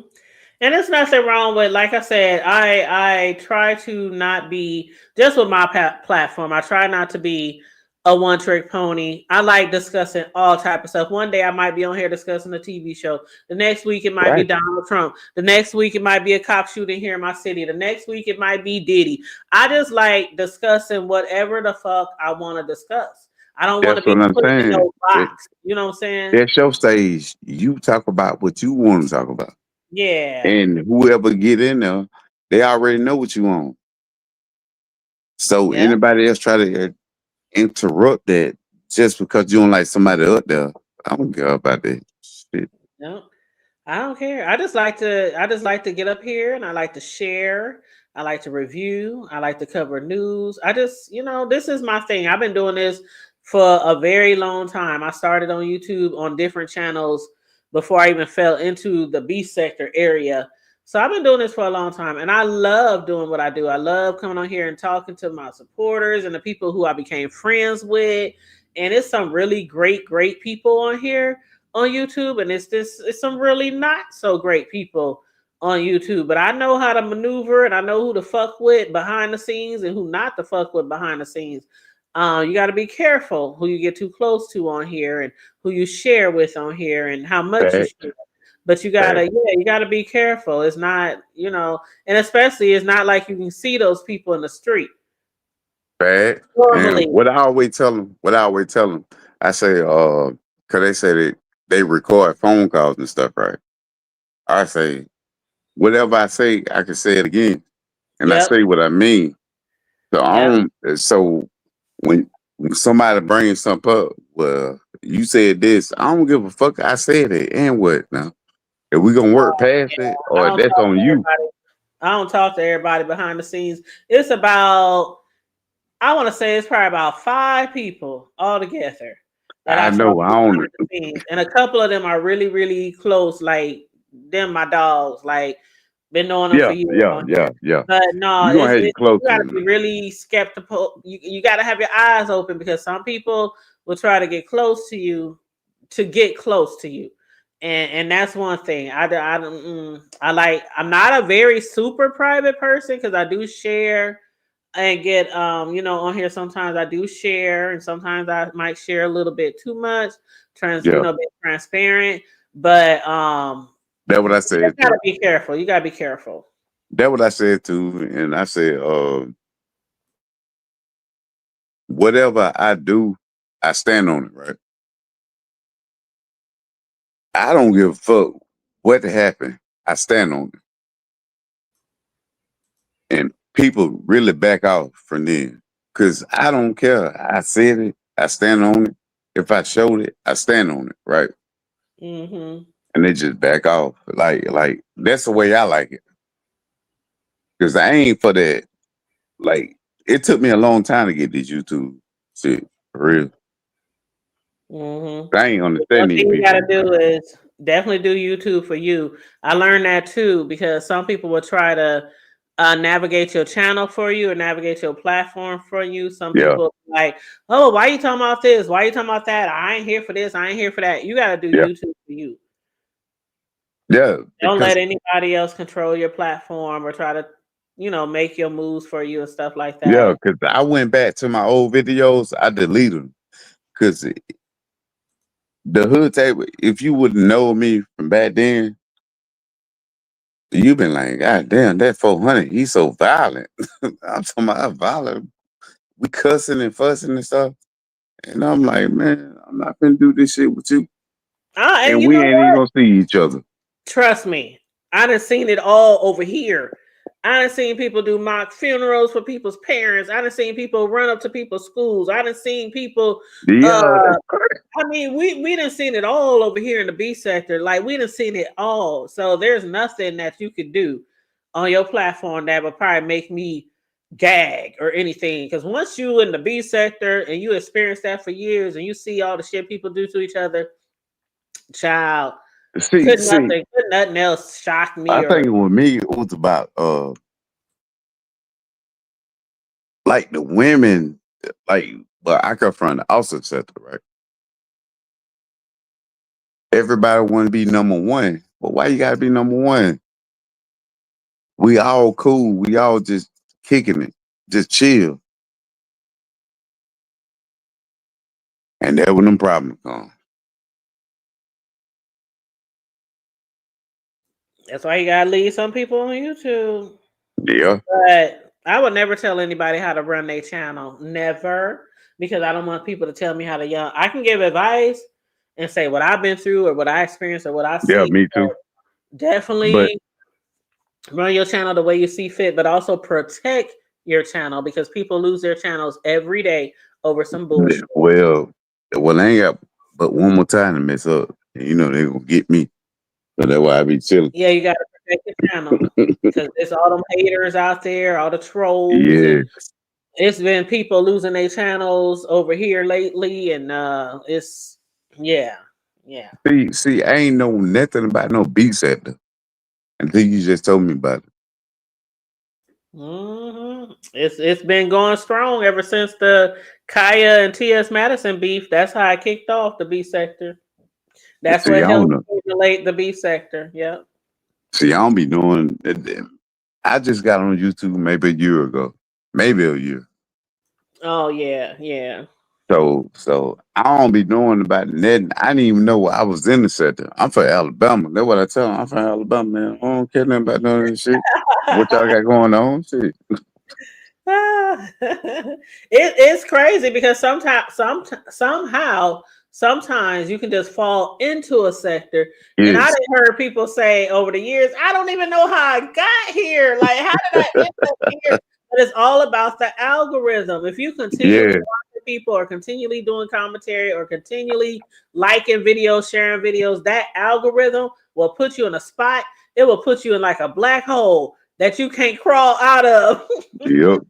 And It that's the will though, truth. for real. And that's any sector, whether it's the hair sector, the what's that other sector, the baby mama sector or whatever, the mommy sector, Man, I've the been in it. trucker sector, the beef sector, the black sector, I mean, it's everything has a sector, the makeup, every I said, sector, I every said, I said, man, y'all don't put me in the sector. I said, well, I ain't got no problem with nobody for real, for real. I just don't, I don't move like that. Like you ain't finna call me a hoe and then apologize next day and we back friends. You get what I'm saying? And I was like, man, I don't understand that. So let me back out of this shit right here. That's on y'all. Oh man, 400 don't fuck me no more. 400 don't do this. 400 don't. Nigga, I got a whole life going on over here. I don't need you to. yeah. Yep, I literally do this for fun because I'm not one of those Yeah. big, humongous YouTubers who get paid all these thousands and thousands every month. That's not me. So I love what I do, but it's not life. But it's something I like to do. It's like a hobby, just like I'm a cake decorator. I like to do cake decorating. It's part of my hobby. It's part of my talent, and I like doing it. But cakes is also not my life because I have other things going on too.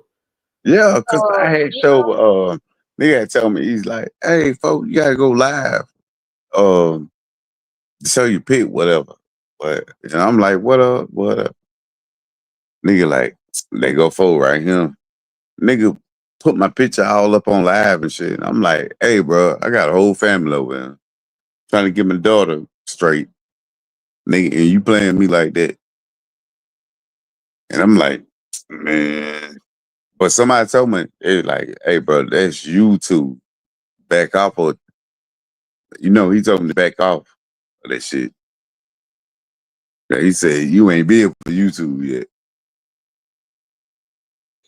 it can be YouTube can be really a lot. It can be Yeah, really a lot. That's why I try to stay in my lane. I might do commentary me about too. certain Me too. things, but I try to stay in my lane because again, I'm not a beefer. I don't be on here trying to drag and gag, and I just like to come up here, have fun, get my I commentary on what know. I want to give it That's why on, I fuck with you though. get off You of know here that, and go right? back to my life. Like go back to my regular life. That's it. Yo. That's why I fuck with you. Because I be like, man, I'm going over him. I finna chill with my dog for a minute. Cause Mhm. you know how to hold a panel. You know how to do everything. And I Yeah. just like kicking it with you. And what's the problem with that? Nothing at all. I like to support people who support me as well. So No, you already nothing. know I'm gonna support you. So Yeah, nothing wrong with it. if you Yeah. don't see me sometime, I got something going on. I understand. Life be life. I totally understand. Life be life, and sometimes I don't be going live. When I don't go live, people will actually hit me up and be like, "Are you okay? Everything okay? Haven't heard or seen you out here on these streets." Because again, sometimes you have to take breaks. Don't be scared to take breaks. No matter how much your channel is popping or not popping, you Yeah, always have to take breaks. Just like a real regular job, you take vacations, you have sick days. Do the same thing with social media. Like I know. you can still be on social media without being on social media. Like just because I'm not hitting my live button doesn't mean that I might not be watching some shit. So sometimes you just gotta pull back a little bit and take a Yeah, breather. and check this. From last Friday, I ain't popped out, I ain't did nothing because I had my own situation going on while I'm doing moving and all that. There ain't nobody business. So yours the first one I popped up on. Like I gotta holler at my dog. I gotta holler. That my dog Yeah, right because there. I you've been mentioning accent. People like, where are you at? 400. But yeah, it's always good to see you in the chat. I always love to see my supporters in the chat, the people I'm really fond of. yeah, But yeah, you just gotta, it's YouTube. Just keep in mind it's social media. So shit that happened on always. here, it's gonna always be on here, and keep that in mind too. Whatever you put out here, sometimes it's gonna be around here forever and ever, ever, and ever, That ever. ever, So ever, be careful what you ever. do on here as well. But I'm about to get my butt off of here. I Okay, need to go to the ladies' room and get me a drink. okay. Put Salute to something in my you. belly. Salute to you. Once I learn how Salute to to share your you. page, I'm gonna share it on my community wall. All right, I appreciate that. And I appreciate Nah, all of you guys. Thank but you so much I for the fuck with you support. though. I fuck with you too. All All right, right, good night. You have a good evening. you too. All right. But yes, you guys, thank you so much for tuning in, and for those who have stayed to the very end, or some of y'all who even was dipping in and out. I appreciate y'all too. Make sure you guys, especially on the replay gang, make sure y'all like and share the video. Please and thank you very much. Hit subscribe, hit the notification bell, join the membership, donate to the platform, $ the hood table 402, or hit the super chat. And thank you again for the super chats today. I really appreciate you. And I'm about to be out of here, you guys. Enjoy the rest of your evening. Stay safe, be blessed, remain vigilant at all times. Oh yeah, don't forget. Tomorrow, when we do go live for the Diddy Day 16 recap, Jane Doe #2 is going to be on the stand. She is going by Jane Doe, and she will be testifying about some horrible things that Diddy did to her. So that's what we're going to recap tomorrow. I'm going to get all the transcripts like I always do after work. And I'm not going to go through the transcripts until I come live with you, so I can be authentic with you guys in my opinions and my reactions. Okay. But yeah, so anyway, like, share, and subscribe. Stay safe, be blessed, remain vigilant at all times, and always remember to keep it hood. I'm out. Bye.